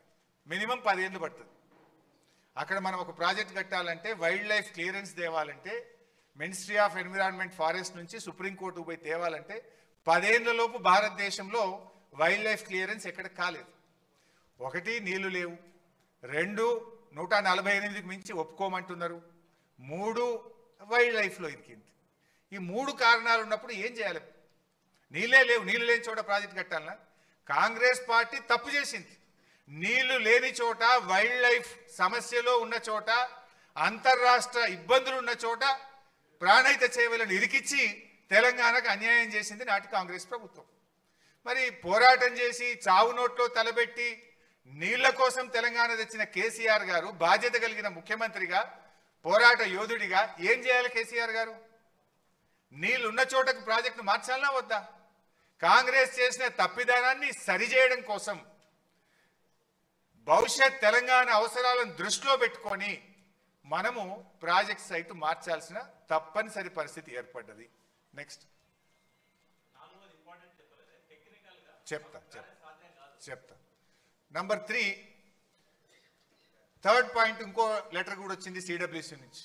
అంటే ఎందుకు రీఇంజనీరింగ్ చేసినాము అంటే అనదర్ పాయింట్, థర్డ్ పాయింట్లో ఏం చేసిందంటే సిడబ్ల్యూసి మనకు ఇంకొక లెటర్ రాసింది. ఏం రాసింది అంటే మీరు 160 TMCలతోని 16 లక్షల ఎకరాలు అప్పుడు ఆ రోజు ప్రతిపాదించింది. 16 లక్షల ఎకరాలకు నీళ్లు ఇవ్వాలంటే మీరు పెట్టిన రిజర్వాయర్లు సరిపోవు, బ్యారేజీలు సరిపోవు, సిస్టమ్ నడపలేరు. మినిమం స్టోరేజ్ ఉండాలంటే మీరు కొత్త రిజర్వాయర్లు నిర్మించండి, అవసరమైతే ఉన్న చెరువుల సామర్థ్యం పెంచండి, ఆర్టిఫిషియల్ రిజర్వాయర్స్ కట్టైనా సరే మీరు నీటి సామర్థ్యం, నిల్వ సామర్థ్యాన్ని పెంచండి అని చెప్పి సెంట్రల్ వాటర్ కమిషన్ మరొక లెటర్ కూడా మనకు రాయడం జరిగింది. నెక్స్ట్, అప్పుడు మన గవర్నమెంట్ ఏం చేద్దాము అని చెప్పి మేడిగడ్డ మనమే నిర్ణయించినాం, కేసీఆర్ గారు నిర్ణయించిండ్రు అని కూడా మన మీద బురద చల్లుతూ ఉంటారు. సో అసలు ఎందుకు మార్చాల్సి వచ్చిందో ఇప్పుడు మీకు అర్థమైంది. పాయింట్ నెంబర్ 1 నీళ్లు లేవు, పాయింట్ నెంబర్ 2 మహారాష్ట్ర ఒప్పుకుంటలేదు, పాయింట్ నెంబర్ 3 అక్కడ వైల్డ్ లైఫ్ ఉంది, పాయింట్ నెంబర్ 4 మీరు పెట్టిన రిజర్వాయర్ల సామర్థ్యం సరిపోదు కనుక మీరు ఆ రిజర్వాయర్లను సామర్థ్యం పెంచుకోండి. ఈ 4 కారణాలు చెప్పారు. ఇది మీరు చెప్పలే, నేను చెప్పలే, మన రాష్ట్ర ఇంజనీర్లు చెప్పలే, కేంద్ర జలవనరుల సంఘం చెప్పింది. అప్పుడు మనం ఏం చేద్దాము అని కేంద్ర ప్రభుత్వ సంస్థ, ఇది వ్యాప్కోస్ అనేటువంటిది సెంట్రల్ వాటర్ కమిషన్ యొక్క సబ్సిడరీ ఆర్గనైజేషన్. అది కేంద్ర ప్రభుత్వ సంస్థ వ్యాప్కోస్. ఈ దేశంలో అత్యున్నతమైనటువంటి సర్వే ఏజెన్సీ ఏదన్నా ఉంది అంటే అది వ్యాప్కోస్. ఆ వ్యాప్కోస్ కూడా ఎందుకు ఇచ్చినాము అంటే ఆనాడు ప్రాణహిత చేవెళ్ల ప్రాజెక్టు కూడా వ్యాప్కోస్కే అప్పటి కాంగ్రెస్ ప్రభుత్వం ఇచ్చింది. సో ఆల్రెడీ దీని మీద అవగాహన ఉంది, వాళ్ళైతే క్లారిటీ ఇస్తారని చెప్పి వ్యాప్కోస్కు ఆ రోజు కేసీఆర్ గారు పిలిచి మరి మాకు ఇట్లా నీళ్లు లేవు అని చెప్పి సిడబ్ల్యూసి లెటర్ రాసింది. మరి ఎక్కడ కట్టుకుంటే నీళ్లు వస్తాయి, ఏం చేస్తే బాగుంటుంది, మాకు ప్రత్యామ్నాయం సూచించండి అని చెప్పి మనము జీవో నంబర్ 40 ద్వారా వ్యాప్కోస్ను ఆథరైజ్ చేస్తూ ప్రత్యామ్నాయ స్థలం చూపించమని అడిగాం. అది జీవో, ఇది మన ఇది. నెక్స్ట్, ఇది దీనికంటే ముందు అయితే ఈ వ్యాప్కోస్కు సంబంధించి వాళ్ళు సర్వే చేసిన లాడార్ సర్వే అని, అప్పుడు డిఫెన్స్ నుంచి పర్మిషన్ తీసుకొని ప్రత్యేకంగా లైడార్ సర్వే చేసి వ్యాప్కోస్ వాళ్ళు మనకు ఇక్కడ ఈ ప్రాజెక్ట్ కడితే బాగుంటుంది అని చెప్పి ప్రాథమిక నివేదిక ఇచ్చిండ్రు, ఒక ప్రిలిమినరీ రిపోర్ట్ ఇచ్చిండ్రు. ఆ ప్రిలిమినరీ రిపోర్ట్ బేస్ చేసుకొని కేసీఆర్ గారు 2 కమిటీలు వేసిండ్రు. ఒకటేమో క్యాబినెట్ సబ్ కమిటీ, ఒకటేమో రిటైర్డ్ ఇంజనీర్స్, మన రాష్ట్రంలో అనుభవజ్ఞులైనటువంటి రిటైర్డ్ ఇంజనీర్లతోని వారితో కూడా ఒక కమిటీ వేసిండ్రు. వేసి మీరు స్టడీ చేయండి ఇట్లా వచ్చింది అని చెప్తే అప్పుడు నేను నీటిపారుదల శాఖ మంత్రిగా చైర్మన్గా ఉంటుంది, ఈటల రాజేందర్ గారు ఫైనాన్స్ మినిస్టర్గా వారు సభ్యులుగా ఉన్నారు, తుమ్మల నాగేశ్వరరావు గారు గతంలో వారు నీటిపారుదల శాఖ మంత్రిగా పనిచేసింది కనుక అనుభవజ్ఞులు కనుక వారిని కూడా కమిటీలో వేయడం జరిగింది. సో మేము ముగ్గురము మన డిపార్ట్మెంట్లో ఉండేటువంటి ఇంజనీర్స్తో డిస్కస్ చేసి వ్యాప్కోస్ యొక్క ప్రాథమిక నివేదికను చూసి మొత్తంగా ఓవరాల్గా సిచ్యువేషన్ అంతా అసెస్ చేసి ఆ రోజు క్యాబినెట్ సబ్ కమిటీ ఇచ్చిన recommendation construction of barrage across Pranahita at 148, తర్వాత construction of barrages across Godavari below the confluence of river Pranahita at Medigadda near Kaleshwaram అని ఇట్లా construction of 2 more barrages between Medigadda and Sripada Yellampalli, that is Annaram and Sundilla. ఇది cabinet sub committee recommendation ఇచ్చింది. అంటే ఈ cabinet sub కమిటీకి దేని మీద ఆధారంగా రికమెండేషన్ ఇచ్చింది?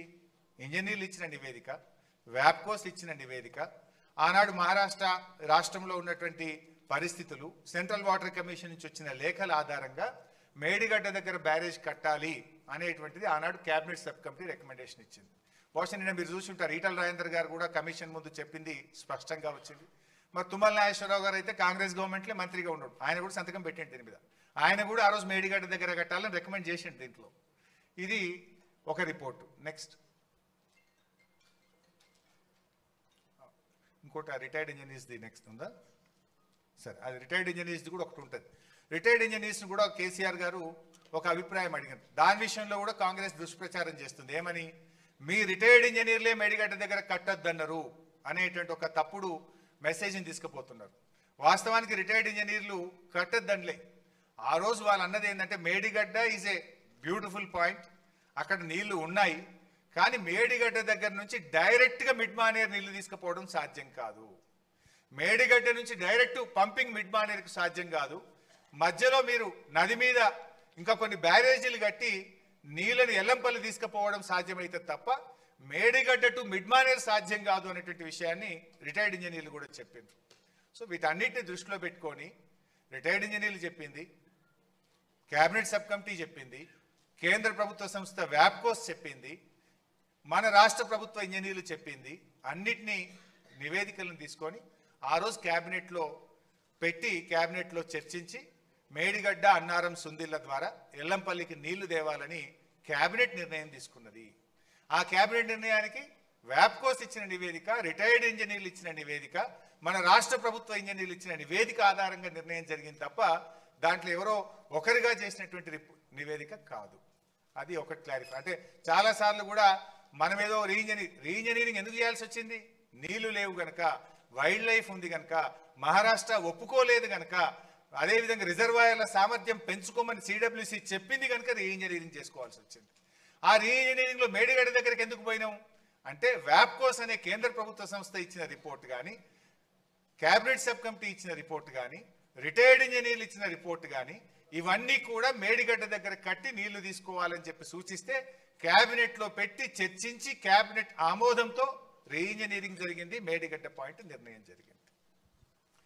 తర్వాత ప్రాజెక్ట్ కాస్ట్ ఎందుకు పెరిగింది అనేది ఒక డిస్కషన్ వస్తుంది. దీంట్లో వాస్తవానికి ప్రాణహితలో ఏముండే, రీఇంజనీరింగ్ తర్వాత కాళేశ్వరం ఏమైంది, సింపుల్గా అర్థం చేసుకోవడానికి చాలా పాయింట్స్ ఉన్నాయి కానీ బ్రీఫ్గా పెట్టినాం. ఆ రోజు జలాశయాల సామర్థ్యం 16 టీఎంసీలు. ఈ 16లో 11 టీఎంసీలు బ్యారేజీ, తమ్మిడిహట్టి బ్యారేజే. అది 152 మీటర్ల ఎత్తున కడితే 11 వస్తుంది. ఆ 11 తప్పితే ఎంత ఉన్నట్టు? 5. కానీ ఇక్కడికి వస్తే 141 టీఎంసీల సామర్థ్యం. ఎక్కడ 16, ఎక్కడ 141, ఆల్మోస్ట్ 10 times మోర్. 10 అంతల రిజర్వాయర్ల సామర్థ్యం పెరగాలంటే ప్రాజెక్ట్ కాస్ట్ పెరుగుతుందా పెరగదా? అంటే 1,00,000 ఎకరాలకు పైగా ల్యాండ్ ఎక్విజిషన్ చేసినాం మనం. ఆనాడు ప్రాణహిత చేవెళ్లలో ల్యాండ్ ఎక్విజిషన్కి ఎకరానికి 2 లక్షలు పెట్టిండ్రు. కానీ కాళేశ్వరంలో మనము ఎకరానికి 9 నుంచి 16, 18 లక్షల రూపాయలు కూడా ఇచ్చినాం. సో అది రిజర్వాయర్ల సామర్థ్యం. నీటి వినియోగం అక్కడ 160 టీఎంసీలు అయితే ఇక్కడ 240 టీఎంసీలు. ఆయకట్టు 16,40,000 ఎకరాలు అయితే ఇక్కడ 37 లక్షల ఎకరాలు. పంపింగ్ సామర్థ్యం ఒక రోజుకు 1.8 టీఎంసీ ఉంటే ఇక్కడ 3 టీఎంసీలు, అంటే ఆల్మోస్ట్ డబుల్. పంపింగ్ సామర్థ్యం డబుల్, రిజర్వాయర్ల సామర్థ్యం 10 అంతలు, నీటి వినియోగం 80 టీఎంసీలు ఎక్కువ, ఆయకట్టు డబుల్. అండ్ ల్యాండ్ కంపెన్సేషన్ ఇక్కడ 2 lakhs అయితే యావరేజ్గా మనం 11 lakhs ఇచ్చినాం, ఆల్మోస్ట్ అది 5 times. మరి ఇన్ని పెరిగినప్పుడు ప్రాజెక్ట్ కాస్ట్ పెరుగుతుందా పెరగదా? ఇది ఒక పాయింట్ మీకు అర్థం కావడానికి బ్రీఫ్గా చెప్పే ప్రయత్నం చేస్తున్నాం. నెక్స్ట్ సో 8 ఏళ్ళు కాంగ్రెస్ పార్టీ అధికారంలో ఉంటే ఏ పర్మిషన్ రాలే. 1 ఇయర్లో ఇగో 11 పర్మిషన్లు మనం సెంట్రల్ వాటర్ కమిషన్ నుంచి తెచ్చాం. This is our commitment. మీ డేట్లు చూడండి.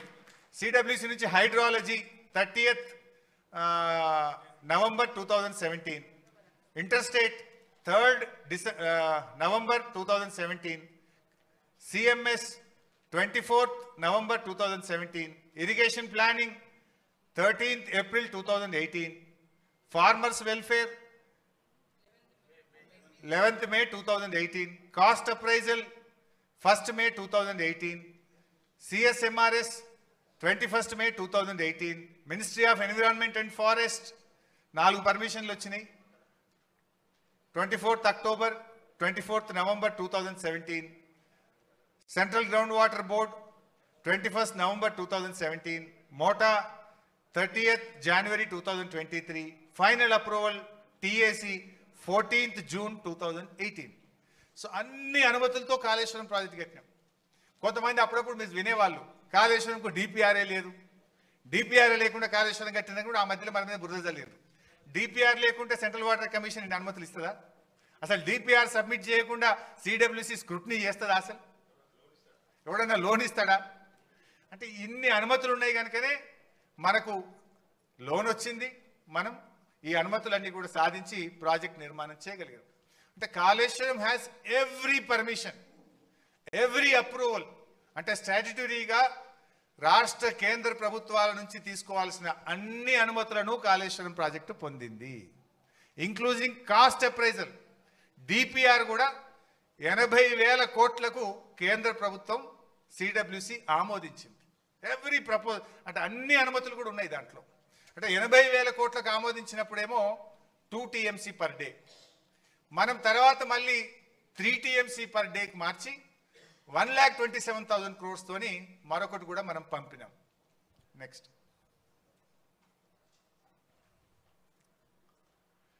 సో రీఇంజనీరింగ్తో గోదావరి నది ఎట్లా సజీవమైంది అనేది కూడా మనం చెప్పినాం. Sriram Sagar 74 kilometers back water, Sadarmat 17 kilometers, Yellampalli 36 kilometers, Annaram barrage 32 kilometers, Sundilla 31 kilometers, Medigadda barrage 42 kilometers, మనం కట్టిన సమ్మక్క బ్యారేజ్, ఇది దేవాదుల ప్రాజెక్టుకు ఉపయోగపడే సమ్మక్క బ్యారేజ్తో 30 kilometers, సీతమ్మ సాగర్తో 50 kilometers. అంటే తెలంగాణలో 750 kilometers గోదావరి నది ప్రవహిస్తే 365 రోజులు all along the year 312 kilometers Godavari నది సజీవంగా ఉండేటట్టుగా బీఆర్ఎస్ ప్రభుత్వం చేసిన కృషి వల్ల అది సాధ్యమైంది. దానివల్ల ఏమైంది? 312 kilometers ఎప్పుడు చూసినా నీళ్ళే ఉంటాయి. దాంతో మీ గ్రౌండ్ వాటర్ పెరుగుతుంది, ఫిషింగ్ యాక్టివిటీ పెరుగుతుంది, అనేక రకాలుగా రాష్ట్రానికి మేలు జరిగే విధంగా మనం ఇట్లా ఈ రాష్ట్రాన్ని ముందు చూపుతో తీసుకుపోయినటువంటి విషయం. నెక్స్ట్ ప్రాజెక్ట్ కాస్ట్ పెరిగింది అని కొంతమంది మాట్లాడుతున్నారు. ఐ కెన్ ఛాలెంజ్, మన రాష్ట్రంలోనే కాదు ఈ భారతదేశంలో ఎస్టిమేటెడ్ కాస్ట్తో ఒక్క ప్రాజెక్ట్ కూడా ఈ భారతదేశంలో ఇప్పటిదాకా పూర్తి కాలేదు. There is no project in the country. కానీ మన స్టేట్దే మీకు ఎగ్జాంపుల్గా చెప్పే ప్రయత్నం చేస్తున్నా. అంటే వీళ్ళు ఏం చేస్తుండ్రు, కాళేశ్వరం ప్రాజెక్ట్ కాస్ట్ పెరిగింది, పెంచిండ్రు అని చెప్తున్నారు.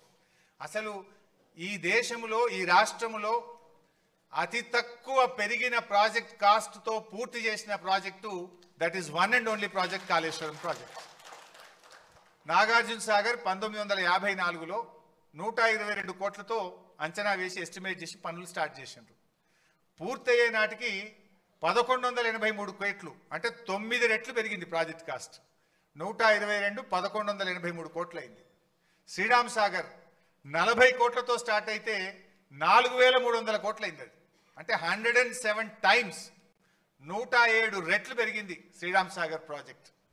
జూరాల, మహబూబ్నగర్లో కట్టిన జూరాల 70 కోట్లతో స్టార్ట్ అయితే పూర్తయ్యేసరికి 1815 కోట్లు, అంటే 25 రెట్లు పెరిగింది జూరాల. పులిచింతల 565 కోట్లతో స్టార్ట్ చేస్తే 1816 కోట్లు, 3.2 times ప్రాజెక్ట్ కాస్ట్ పెరిగింది. దెన్ సింగూరు 29 కోట్లతో స్టార్ట్ చేస్తే 169 కోట్లు, 5.7 రెట్లు పెరిగింది. ఎల్లంపల్లి 900 కోట్లతో స్టార్ట్ చేస్తే 2048 కోట్లు, 5.7 రెట్లు, అంటే యాక్చువల్ ఇంకా మూడోది కూడా ఉంది సవరణ, 5.7 రెట్లు పెరిగింది. దేవాదుల ఇంకా పూర్తి కాలేదు.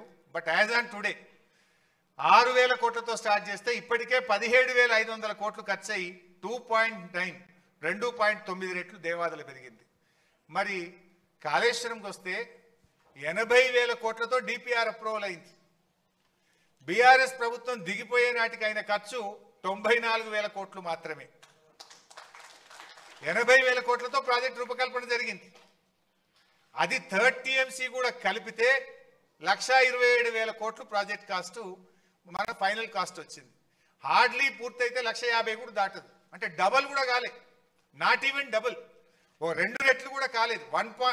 ఓన్లీ 0.5 పెరిగింది అంతే కాళేశ్వరం. మీరు ఏది చూసినా 9 రెట్లు, 107 రెట్లు, 25 రెట్లు, 3 రెట్లు, 5 రెట్లు, 5 రెట్లు, 2.9 రెట్లు. కానీ కాళేశ్వరం 0.5 మాత్రమే పెరిగింది. అంటే వీళ్ళు చేసేదంతా బట్టగాల్చి మీద వేసే ప్రయత్నము, దుష్ప్రచారం తప్ప కాళేశ్వరం ప్రాజెక్ట్ కాస్ట్ పెరిగిందనేటువంటిది శుద్ధ తప్పు. ఈ రాష్ట్రంలోనే అతి తక్కువ ఎస్కలేషన్తో ఒక ప్రాజెక్టు కట్టబడ్డది అంటే అది కాళేశ్వరం ప్రాజెక్ట్. నెక్స్ట్,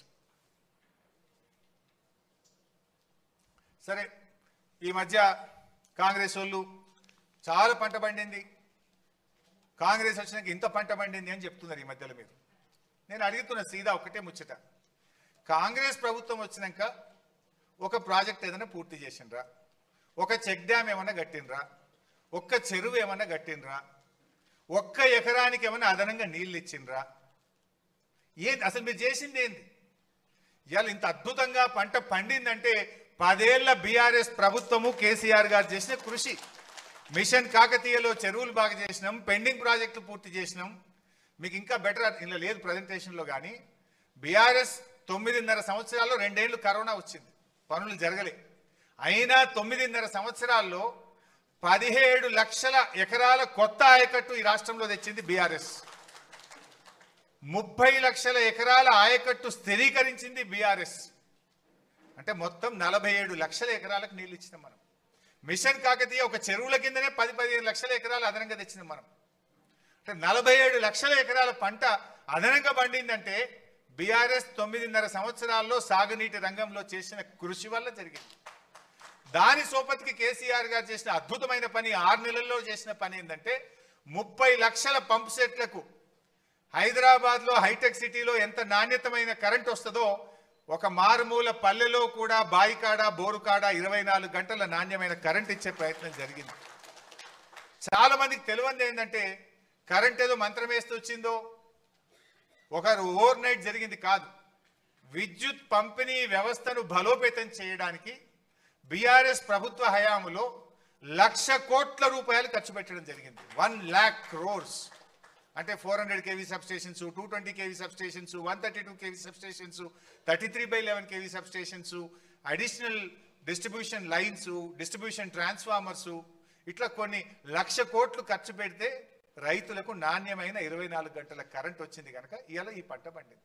కాంగ్రెస్ వాళ్ళు వచ్చినాక ఏమైనా కరెంటు మంచిగా చేస్తారా, నీళ్ళు ఇస్తారా?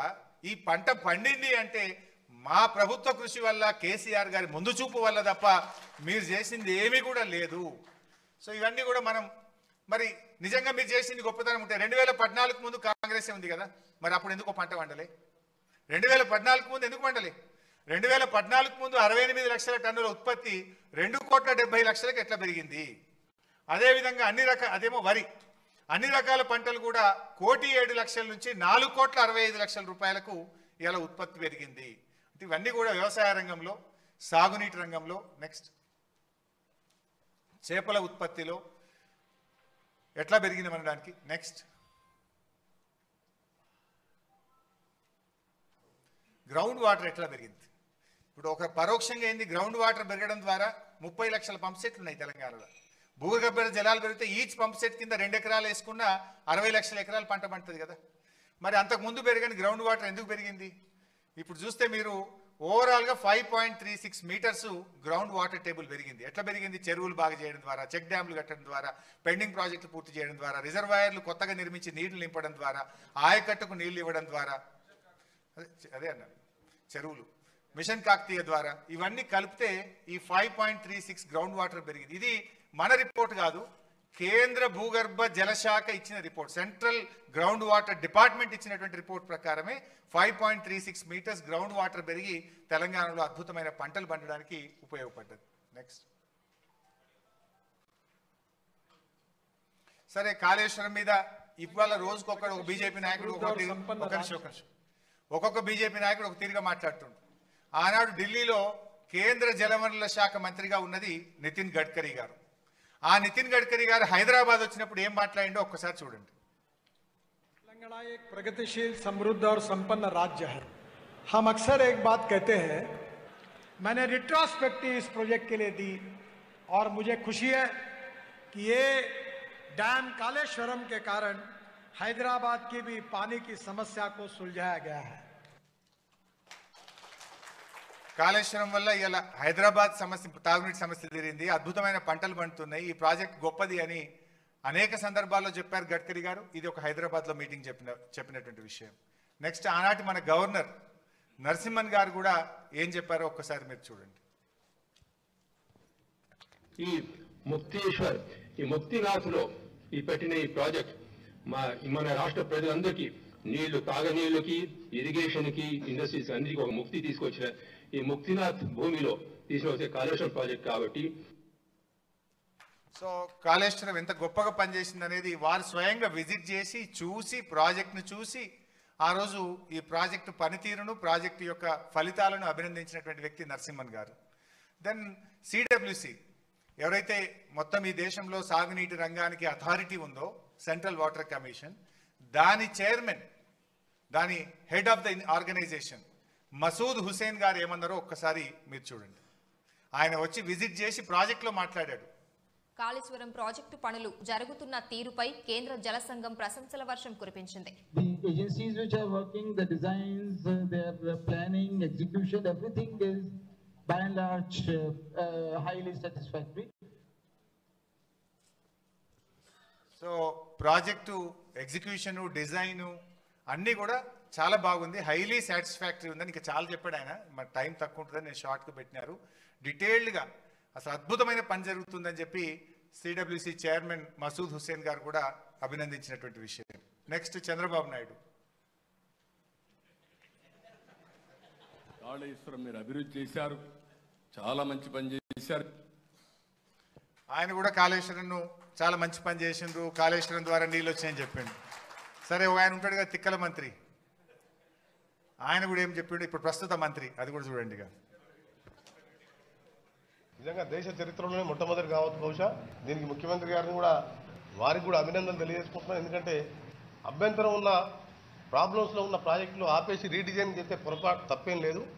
మా కాంగ్రెస్ పార్టీ నాయకులు అసెంబ్లీలో ఈ ప్రాణహిత చేవెళ్ళ తుమ్మిడి చర్చ వస్తే ఆ కాంగ్రెస్ ఒక నాయకుడు మేము ప్రిపేర్ అయ్యి రాలేదన్నాడు. ఆయన ఒక నాయకుడు అంటే ఎంత విచిత్రం అంటే, కానీ మనం ఒక బాధ్యతమైన పోస్ట్లో ఉన్నప్పుడు అది నేర్చుకోవాల్సిన అవసరం ఉన్నది.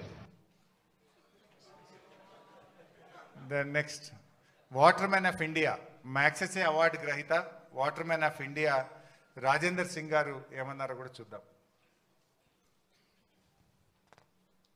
The Godavari before dry and dead river.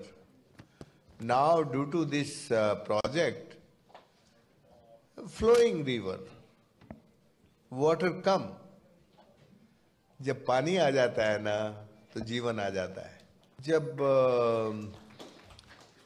ये सरकार बनी, उन्होंने काकतिया तालाबों का काम शुरू किया था. मैं तब आया था, मैंने विजिट किया था और मैंने अपना जन्मदिन एक तालाब पर मनाया था. काकतिया मिशन को मैं अपने काम का रीएप्लीकेशन मानता हूँ. ये तेलंगाना राज्य पहले नंबर का राज्य है जिसने, जो कह सकता है कि सबके पास जीने और पीने के लिए पानी है, सबके लिए खेती के लिए पानी है, उद्योग के लिए पानी है. ये बात अपने आप में कहना बहुत गौरव की बात होती है. इसलिए तेलंगाना मेरे दिल के पानी के मामले में बहुत करीब है. हम चाहते हैं कि ये जो तेलंगाना सरकार ने अच्छे काम किए हैं, इन कामों को देश भर के लोग देखें, इन कामों को देश भर के लोग समझें, इन अच्छे कामों को ये देश जाने. देखिए, लिंकिंग ऑफ रिव చాలా డీటెయిల్గా ఉంది. నెక్స్ట్, యాక్చువల్గా మనము కార్పొరేషన్ ద్వారా అప్పులు తెచ్చారు అని కూడా మన మీద పదే పదే చెప్తున్నారు. యాక్చువల్గా బీఆర్ఎస్ ప్రభుత్వము అప్పు తెచ్చింది ఒక ప్రైవేట్ ఆర్గనైజేషన్ దగ్గరనో కూర్చోబెట్టడాను, ప్రైవేట్ ఆర్గనైజేషన్ దగ్గరనో ఇంకెక్కడనో కాదు. మనం తెచ్చింది కేంద్ర ప్రభుత్వ సంస్థలు, ఒకటి పిఎఫ్సి, రెండు ఆర్ఈసి. కేంద్ర విద్యుత్ శాఖ కింద ఉండేటువంటి సంస్థలు పిఎఫ్సి, ఆర్ఈసి. అవి కేంద్ర ప్రభుత్వ సంస్థలు ఆడిట్ లేకుండా, డిపిఆర్ లేకుండా, అనుమతులు లేకుండా అప్పిస్తాయా?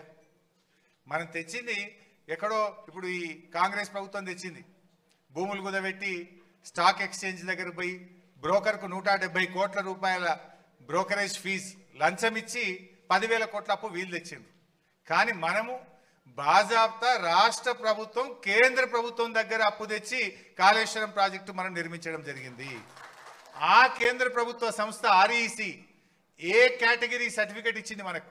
Best execution project. అంటే వాళ్ళు దేశంలో అనేక మందికి అప్పులు ఇస్తారు, కానీ మాకు తెలంగాణ ప్రభుత్వంకు మేము అప్పిస్తే అది సద్వినియోగమైంది, ఒక్క పైసా కూడా డైవర్ట్ చేయకుండా ఇచ్చిన ప్రతి పైసా ప్రాజెక్టుకే ఖర్చు పెట్టిండ్రు, సత్వరమే పూర్తి చేసిండ్రు, ఫలితాలు అందించిండ్రు అని చెప్పి ఆ కేంద్ర ప్రభుత్వ సంస్థ ఆర్ఈసి మనకిచ్చిన ఏ గ్రేడ్ సర్టిఫికెట్.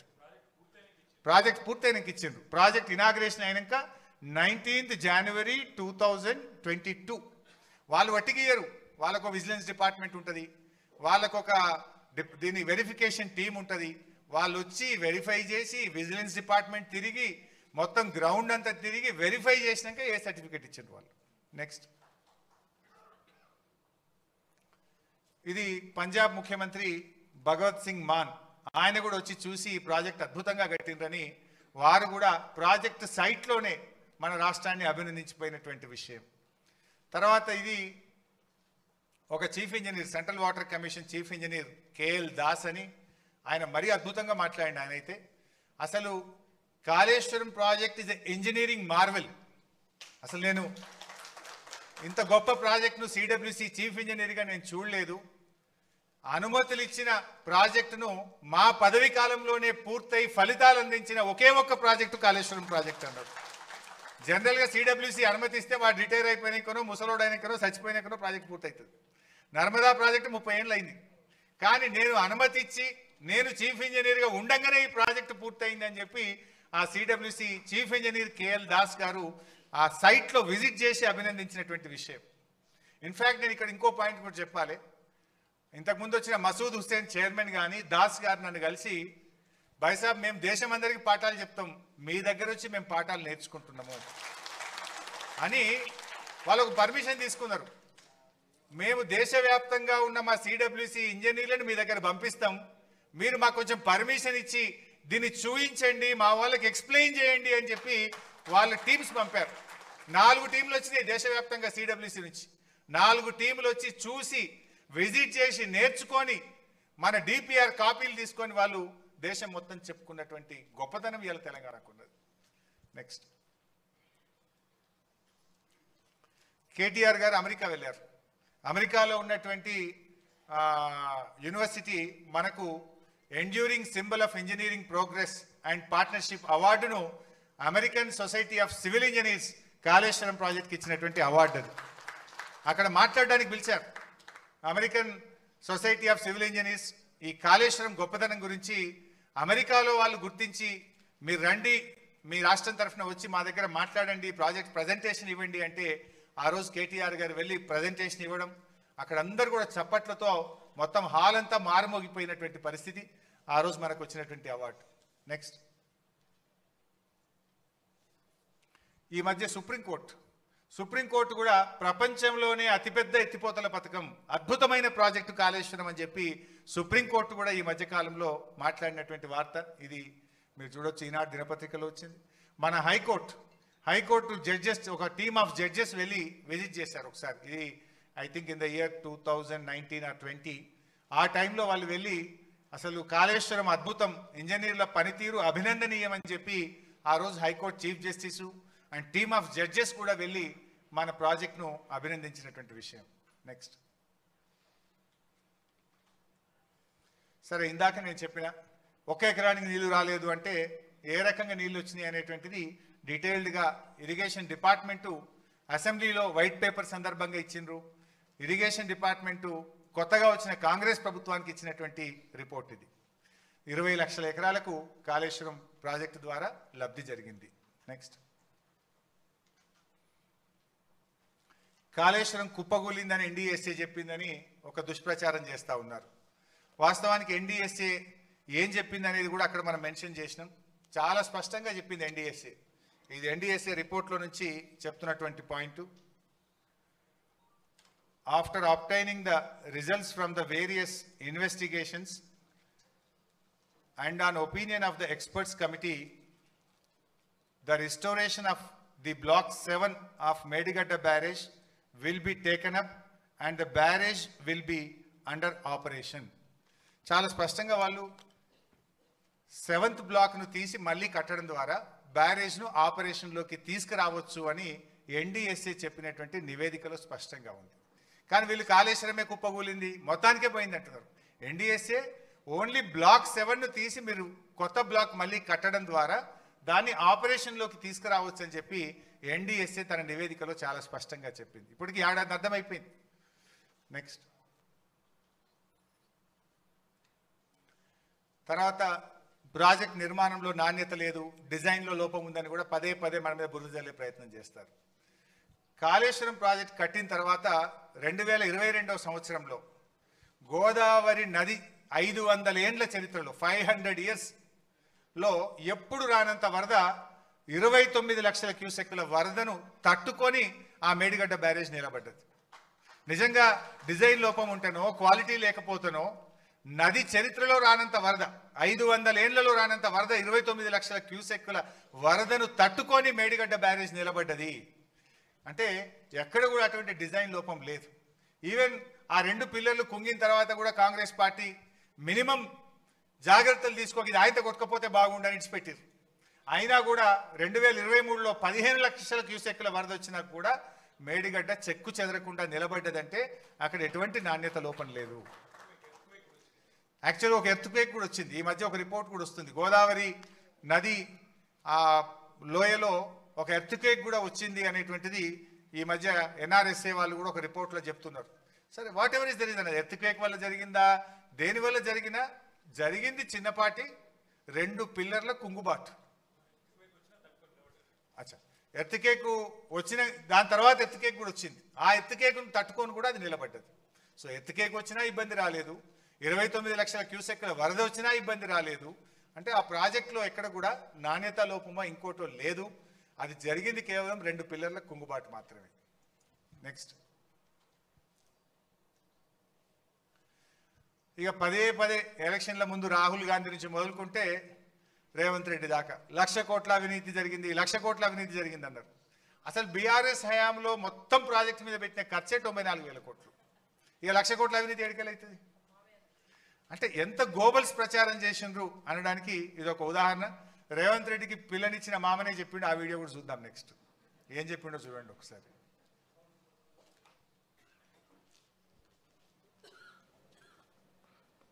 కాళేశ్వరం 1,00,000 కోట్లు మునిగిందంటే అది తప్పది, అలవాటు అయిపోయింది. 1,00,000 కోట్లు కుంభకోణం అనే కాడికి వచ్చారు. 1,00,000 కోట్ల ప్రాజెక్టు 94,000 కోట్లు ఖర్చు అయితే 1,00,000 కోట్ల కుంభకోణం ఎట్లయితుంది? ఇవన్నీ కూడా వాస్తవం కలగా పులగంగా చేసి మాట్లాడుతుంటాం. నెక్స్ట్, అంటే దుష్ప్రచారాలు ఎట్లుంటాయి అనడానికి ఇంకొక చిన్న ఉదాహరణ. కమిషన్ ముందు కాంగ్రెస్ నాయకులు కొంతమంది, కాంగ్రెస్కు వత్తాసు పాడినటువంటి కొంతమంది వ్యక్తులు పోయి రకరకాల గోబల్స్ ప్రచారం చేసేవాళ్ళు. కమిషన్ ముందు పోవుడు, తెల్లారి వచ్చి మీడియా ముంగట మాట్లాడు, తెల్లారి పేపర్లలో పతాక శీర్షికన వార్తలు రావడం. ఒకరోజు ఏమొచ్చింది, కాళేశ్వరం డిపిఆర్కు 677 కోట్ల, అన్ని పేపర్లు వచ్చింది. ఇట్స్ నాట్ ఇది, మోస్ట్ ఆఫ్ ద పేపర్స్. అందులో చూడండి మీరు, లెక్కలన్నీ ఉన్నాయి, అబద్ధాలు చెప్పొద్దు, జలసంఘం లెక్కల్ని దాచిపెట్టారా, మాజీ అధికారులపై ఫైర్. సో అందులో మీరు చూస్తే బ్యారేజీ డిపిఆర్ల తయారీకి వ్యాప్కోసు 677 కోట్లు ఏ విధంగా చెల్లించారని కాళేశ్వరం విచారణ కమిషన్ ప్రశ్నించిందని, మా దగ్గర అన్ని ఈఎన్సి నల్లా వెంకటేశం వెంకటేశ్వర్లు బుకాయించబోగా బిల్లుల చెల్లింపుల లెక్కలన్నీ తమ దగ్గర ఉన్నాయని అబద్ధాలు చెప్పి తప్పించుకునే ప్రయత్నం చేయొద్దని మండిపడ్డది. అట్లా ఇట్లా వార్తలు వచ్చినాయి. ఓ లే మ్యాన్ పేపర్లు చదివితే ఏమనుకుంటాడు, అరే గంత తిట్టిండ్రు, లెక్కలు మా దగ్గర ఉన్నాయంటుండ్రు, ఆధారాలు బాగా ఉన్నాయంటారు, నిజంగానే 677 కోట్లు ఇచ్చిండ్రా అని అనుకుంటారు కదా. ఆ పక్కన జీవో చూడండి, జీవో నంబర్ 40 2016 మేడిగడ్డ బ్యారేజ్ కట్టడానికి వ్యాప్కోస్ అనే కేంద్ర ప్రభుత్వ సంస్థకు మనం ఇచ్చింది 677 లక్షలు. ఆ జీవో చూడండి పక్కన, అంటే 6,77,00,000. అది మన గవర్నమెంట్ ఇచ్చే జీవో. అది 6,677,00,000. ఇక్కడ ఏంది 677 కోట్ల. అంటే ఇట్లా ఉంటాయి గోబల్స్ ప్రచారం. ఇచ్చింది 6 కోట్లు కానీ చెప్తుంది 677 కోట్లు. ఇది ఇక అన్ని పేపర్లు వస్తే నిజంగా లేవని ఏమనుకో, అంటే ఎట్లా దుష్ప్రచారం ఉందానికి ఇది ఒక ఉదాహరణ చెప్పే ప్రయత్నం చేస్తుంది. నెక్స్ట్ సరే, ఎన్డీఎస్ఏ సంగతి ఇట్లుంది. ఈ ఎన్డీఎస్ఏది ఒకసారి మీరు కూడా అర్థం చేసుకోవాలి, దీని వెనుక ఉన్న రాజకీయాన్ని కూడా అర్థం చేసుకోవాలి. ఇప్పుడు గోదావరి నది మీద మేడిగడ్డలో 2 పిల్లర్లు కుంగినాయి. కుంగిన 2 రోజులకి ఊరికొచ్చింది ఎన్డీఎస్ఏ, 2 రోజులకు వచ్చింది. అప్పుడు మనకు ఏమైంది, అప్పటికే ఎలక్షన్ కోడ్ ఆఫ్ కండక్ట్ వచ్చింది, నెల రోజుల్లో ఎలక్షన్స్ జరగబోతా ఉన్నాయి. ఎంత హడావిడిగా ఎన్డీఎస్ఏ వచ్చిందంటే యాక్చువల్ రూల్ ఏం చెప్తుందంటే ఆ రాష్ట్ర ప్రభుత్వం కోరితే ఎన్డీఎస్ఏ రావాలి, సలహా సూచన ఇవ్వాలి. మనం ఏం కోరలే, హడావిడిగా వచ్చింది, 2 రోజుల్లో వచ్చింది, 3 రోజుల రిపోర్ట్ ఇచ్చింది. అసెంబ్లీ ఎన్నికల ముందు ప్రాథమిక నివేదిక, పార్లమెంట్ ఎన్నికల ముందు మధ్యంతర నివేదిక, బీఆర్ఎస్ పార్టీ రజతోత్సవం జరుపుకుంటే తుది నివేదిక. కరెక్ట్గా టైంకి ఇస్తుంటుంది. దీనికంటే ఇంకా ముఖ్యమైన పాయింట్ నేను ఇక్కడ మీరు అర్థం చేసుకోవాల్సింది, ఇదే గోదావరి నది మీద అదే సెంట్రల్ వాటర్ కమిషన్, అదే ఎన్డీఎస్ఏ కట్టింది పోలవరం ప్రాజెక్టు. ఇదే గోదావరి జస్ట్ కింద. మేడిగడ్డ తర్వాత వచ్చేది మన సమ్మక్క బ్యారేజ్, దాని కింద సీతారామ బ్యారేజ్, దాని కింద లాస్ట్కి వచ్చేది పోలవరం. సో ఆ పోలవరం ప్రాజెక్టు ఇంకా చాలా ఇంపార్టెంట్ పాయింట్ మంచిగా వినాలి. ఆ పోలవరం ప్రాజెక్టుకు ఎవరు CEO? Polavaram is a national project, అంటే జాతీయ ప్రాజెక్ట్. కట్టేది ఎవరు? Central water commission. ఎన్డీఎస్ఏ అంటే ఎవరు? సెంట్రల్ వాటర్ కమిషన్లో ఒక విభాగం. ఎన్డీఎస్ఏలో ఎవరు పనిచేస్తారు? సిడబ్ల్యూసి చీఫ్ ఇంజనీర్లే, సిడబ్ల్యూసి ఇంజనీర్లే ఎన్డీఎస్ఏలో పనిచేస్తారు. NDSA and CWC both are one and the same. వీళ్ళే అందులో పనిచేస్తారు, వాళ్ళే ఇంట్లో పనిచేస్తారు. సో మరి ఆ పోలవరం కట్టింది ఎవరు? CWC, NDSA. పోలవరంలో డయాఫ్రేమ్ వాల్ కొట్టుకపోయింది, దాదాపు 1500 కోట్ల నష్టం జరిగింది. గైడ్ వాల్ కొట్టుకపోయింది. పోలవరంలో కాపర్ డ్యామ్ లీకేజ్ అయింది. మరి ఇవన్నీ జరిగితే ఇది ఎప్పుడు జరిగింది? 4 ఏళ్ళు అయింది. ఇప్పటిదాకా ఎన్డీఎస్ఏ ఎందుకు పోదు అని నేను అడుగుతా ఉన్నా. ఈ మేడిగడ్డ మీద అంత అత్యుత్సాహం ప్రదర్శించిన ఎన్డీఎస్ఏ అదే గోదావరి నది మీద కట్టిన పోలవరంలో 1000 కోట్ల రూపాయల నష్టం జరిగి డయాఫ్రేమ్ వాల్ కొట్టుకపోయి కాపర్ డ్యామ్లో లీకేజీలు వచ్చి గైడ్ వాల్ పడిపోతే అక్కడికి ఎన్డీఎస్ఏ ఎందుకు పోదు? 4 ఏళ్ళైనా ఎన్డీఎస్ఏ ఎందుకు పోలేదు? ఎన్డీఎస్ఏ అనేది ఇది బీజేపీకి ఒక జేబు సంస్థలాగా, అది కూడా మరో ఈడీ సిబిఐ లాగా తయారైపోయింది. అందువల్లనే ఇవాళ ఏమైంది, అక్కడనే ఇంతవరకు పోలే, ఇంతవరకు ఒక రిపోర్ట్ కూడా ఇవ్వలే 4 ఏళ్ళైనా. ఇక్కడ మాత్రం అసెంబ్లీ ఎన్నికల ముందు ఒకటి, పార్లమెంట్ ఎన్నికల ముందు ఒకటి, రజతోత్సవం ముందు ఒకటి. ఇలా ఇంకా ఇంట్రెస్టింగ్ పాయింట్ చెప్తా మీకు. ఆ పోలవరం కట్టింది, పోలవరంకు సెంట్రల్ వాటర్ కమిషన్ నుంచి ఒకరు ఉంటారు. దాన్ని ఏమంటారంటే CEO of Polavaram project authority. Who is that CEO? NDSA report ఎవరైతే ఇచ్చిండో ఆయనే సిఇఓ ఉన్నాడు. కొట్టుకపోయినా కట్టినోడు, కట్టింది కొట్టుకపోయినాడు. ఎవరు? ఆయన పేరు చంద్రశేఖర్ అయ్యర్. ఆ చంద్రశేఖర్ అయ్యరే పోలవరం ప్రాజెక్టుకు సిఇఓగా ఉండి ఆయన కడితే అది కొట్టుకపోయింది. ఆయన వచ్చి మేడిగడ్డ మీద రిపోర్ట్ ఇస్తాడు. ఇక is the chairman of this NDSA. ఎవరి నాయకత్వంలో అయితే పోలవరం కట్టి కొట్టుకపోతుందో ఆడికి ఎవడు బోర్డు రిపోర్ట్ ఇయ్యడు. ఆయన్నే తర్వాత పోలవరం నుంచి మన జిఆర్ఎంబికి చైర్మన్గా పనిచేసిండు, తర్వాత ఎన్డీఎస్ఏకి పోయిండు. ఇప్పుడు ఆయన రిపోర్ట్ ఇస్తాడు, ఇక దాన్ని మనం ఇప్పుడు ఆమోదించాలంటారు. అంటే ఎంత రాజకీయ దురుద్దేశం దీని వెనుక ఉంది అనేటువంటిది మీరు అర్థం చేసుకోవడానికి పనికొస్తుంది. నెక్స్ట్, ఇక ఇది కూడా ఒకటి ఇంపార్టెంట్. ఆ మధ్య మన మీద అనేటోళ్ళు నది లేని చోట ఎవరైనా జలాశయం కడతారా, నది లేని చోట గంత పెద్ద మల్లన్న సాగర్ కట్టచ్చా, రిజర్వాయర్లు ఏడగట్టినా నది మీద కడతారు కానీ నది లేని చోట కడతారా, భూకంపం వస్తుంది లేకపోతే ఇది వస్తుంది మొత్తం ఇదైపోతుంది అని చెప్పేటోళ్ళు. మన రాష్ట్రంలో నది లేని చోట ఇగో కండలేరు 68 టీఎంసీలు, గోరకల్లు 10, వెలుగొండ 41, వెలుగోడు 17, బ్రహ్మంగారి మఠం 17, అవుకు 7, అలుగునూరు 3, ఇక బొల్లంపల్లికి వద్దాం. ఇవన్నీ ఇన్ని రిజర్వాయర్లు ఆల్రెడీ నది లేని చోట ఉన్నాయి. ఇప్పుడు చంద్రబాబు నాయుడు కొత్తగా గోదావరి బంకచెర్లు అంటుండు కదా, అదే గోదావరి బంకచెర్ల మీద బొల్లంపల్లి దగ్గర 150 టీఎంసీల రిజర్వాయర్కి ఈరోజు ఆయన ప్లాన్ చేస్తున్నాడు. మరి మనం 50 టీఎంసీలది కడితేనే గంత పెద్దది కట్టాలనా, గన్ని ఊర్లు ముంచాలనా, గంత పెద్దది అవసరమా, నది లేని చోట కడతారా, భూకంపం వస్తుందని మాట్లాడారు.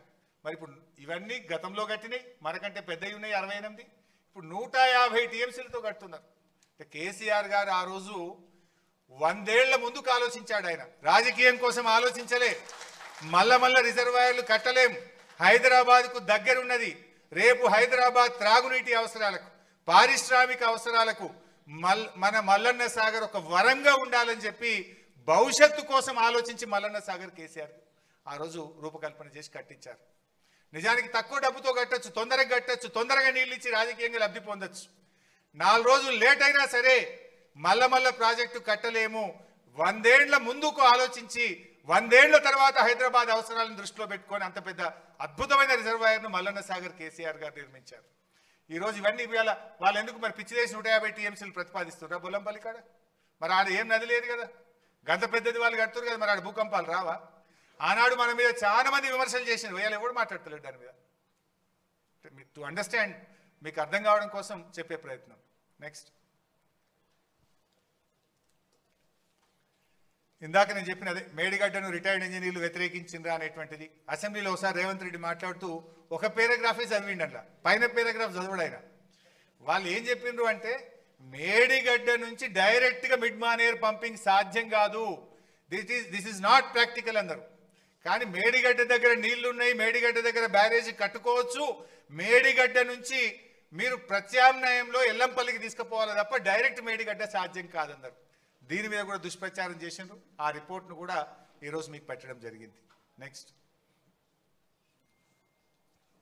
సరే ఇందాక కేటీఆర్ గారు కూడా చెప్పింది, ఇది కాంగ్రెస్ హయాంలో ఏం చేసి జరిగింది అంటే ఏడాది అర్థంలో ఒక ప్రాజెక్టు పూర్తయింది లేదు కానీ పెద్దవాగు కొట్టుకపోయింది, వట్టెం పంప్ హౌస్ మునిగిపోయింది, సుంకిశాల కూలిపోయింది, ఎస్ఎల్బీసీ టనల్ అయితే కుప్పగూలింది. అది మళ్ళీ పని కూడా రాదు ఇప్పుడు కదా. ఏదైతే టీబీఎం మిషన్ ఉందో ఎస్ఎల్బీసీది అది కాదు, బయటకు రాదు, రిపేర్ కాదు. అంటే మొత్తం ప్రాజెక్టు భవిష్యత్తే ప్రశ్నార్థకమైంది. వీళ్ళ అవినీతి వల్ల, వీళ్ళ ఆగమాగం చర్యల వల్ల ఇవాళ ఎస్ఎల్బీసీ ప్రాజెక్ట్ ఆగమైపోయింది. ఇవాళ ఇంకొక విషయం కూడా మీరు గమనించాలి. ఎస్ఎల్బీసీ విషయంలో ఒకటి మాట్లాడుతుంటారు రేవంత్ రెడ్డి, బీఆర్ఎస్ 10 ఏళ్ళు పట్టుకోలేదు, బీఆర్ఎస్ పనే చేయలేదు అంటాడు. బీఆర్ఎస్ హయాంలో ఎస్ఎల్బీసీ ప్రాజెక్టు మీద 3,900 కోట్ల రూపాయలు ఖర్చు పెట్టాము. ఎస్ఎల్బీసీ టనల్లో ప్రాజెక్టులో భాగంగా దిండి రిజర్వాయర్ కట్టినాము, పెండ్లిపాక రిజర్వాయర్ కట్టినాము, 10 కిలోమీటర్లకు పైగా ఎస్ఎల్బీసీ టనల్ను బీఆర్ఎస్ హయాంలో పని చేసినాము. కానీ ఇది చెప్తలేరు, 1 కిలోమీటర్ తవ్వలేదు, 1 మీటర్ తవ్వలేదు అంటారు. 10 కిలోమీటర్ల టనల్ తవ్వినాం, దిండి బ్యాలెన్సింగ్ రిజర్వాయర్ కట్టినాం, పెండ్లిపాక రిజర్వాయర్ కట్టినాం. 3,900 కోట్ల రూపాయలు ఎస్ఎల్బీసీ ప్రాజెక్ట్ మీద బీఆర్ఎస్ ప్రభుత్వం ఖర్చు పెట్టింది.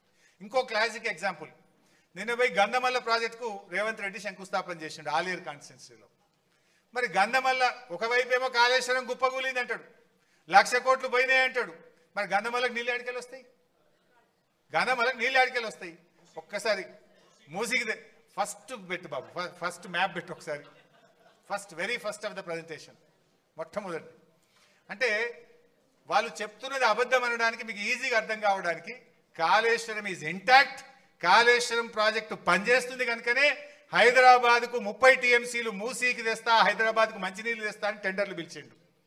తర్వాత ఇలా గంధమల్ల కొబ్బరికాయ కొట్టిండు. ఇగో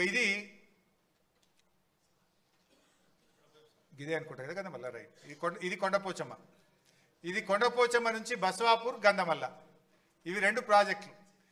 మరి నేను అనేది ఈ గంధమల్లకు నీళ్ళు ఎడికెళ్ళి రావాలి? ఇదంతా పనిచేస్తేనే కదా గంధమల్లకు నీళ్ళు వచ్చేది.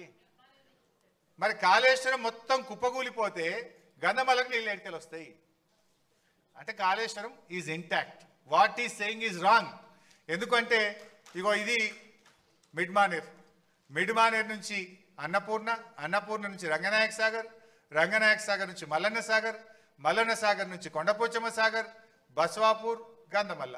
అంటే ఇవన్నీ నడిస్తేనే కదా వీడికి నీళ్ళు వచ్చేది. యాక్చువల్లీ ఆ గంధమల్ల కూడా ముందు మనం 9 టీఎంసీలు ఉండే, తర్వాత 4 టీఎంసీలకు తగ్గించినాం. అక్కడ ప్రజలు వద్దడం వల్ల ఆలస్యమైంది, లేకపోతే మిగతా అది కూడా అప్పుడే పూర్తయిపోతుండే. ప్రజల నుంచి రెసిస్టెన్స్ ఉండడం వల్ల స్లో అయింది.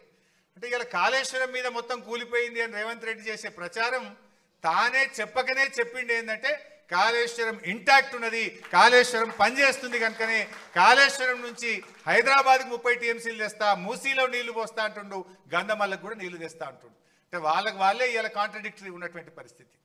నెక్స్ట్ లాస్ట్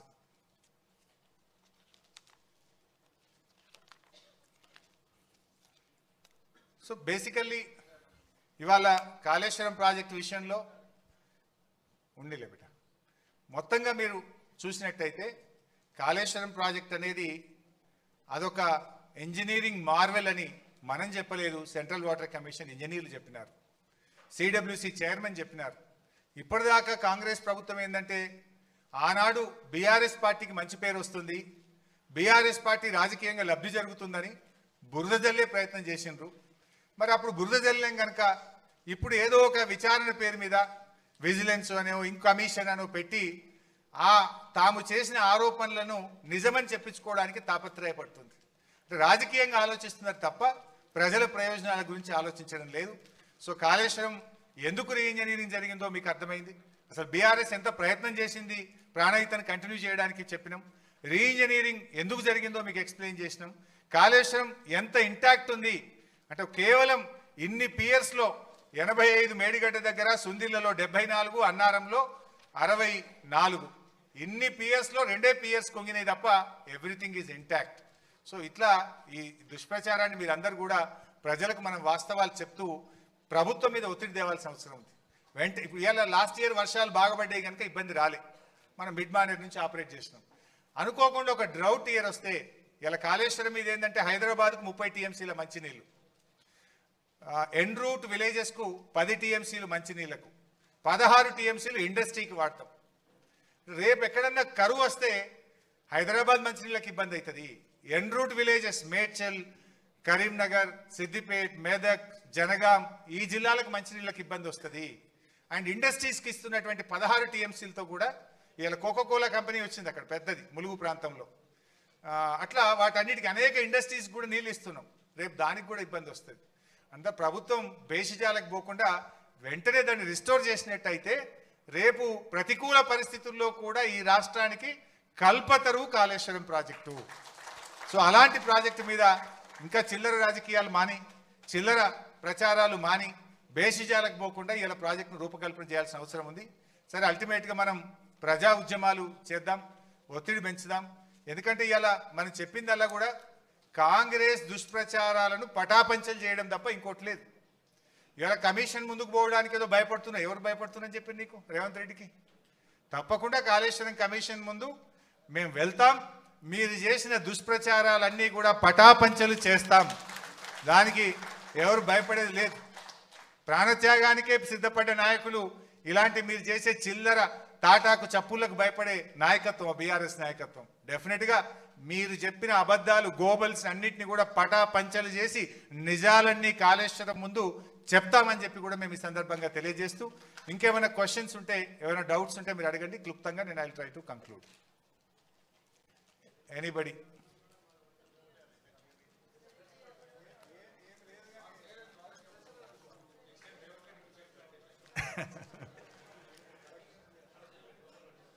సో అన్నా అన్నా అన్న 2 క్వశ్చన్స్ ఉన్నాయి. ఒకటి, ఏదన్నా బ్యారేజ్ కానీ ప్రాజెక్ట్ కానీ కట్టేటప్పుడు అక్కడ సాయిల్ టెస్ట్ అనేది చాలా కీలకం. అయితే మేడిగడ్డ బ్యారేజ్ కానీ సుందిల బ్యారేజ్ కానీ 2016లోనే వర్క్ కమెంట్స్ అయిపోయింది. బట్ సిఎంఆర్ఎస్ క్లియరెన్సెస్ మాత్రము 2018 మేలో ఇచ్చారని చెప్తున్నారు మీరు. సో అంటే సిఎస్ఎంఆర్ఎస్ నుంచి క్లియరెన్సెస్ రాకముందే ఈ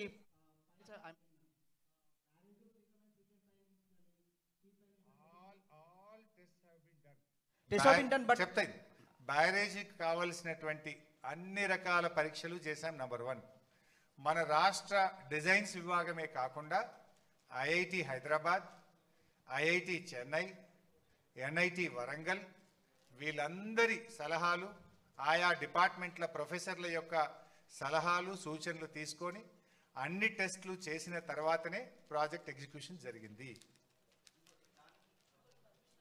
దానికి కంటిన్యూస్గానే అన్న, ఇప్పుడు యాక్చువల్గా బ్యారేజ్లో water store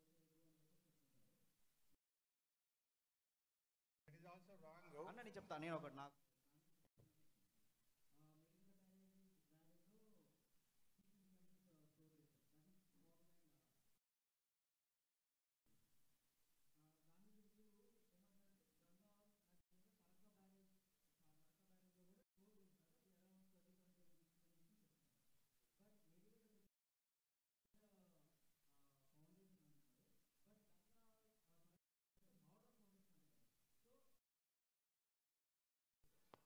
But it's not just Farakka barrage.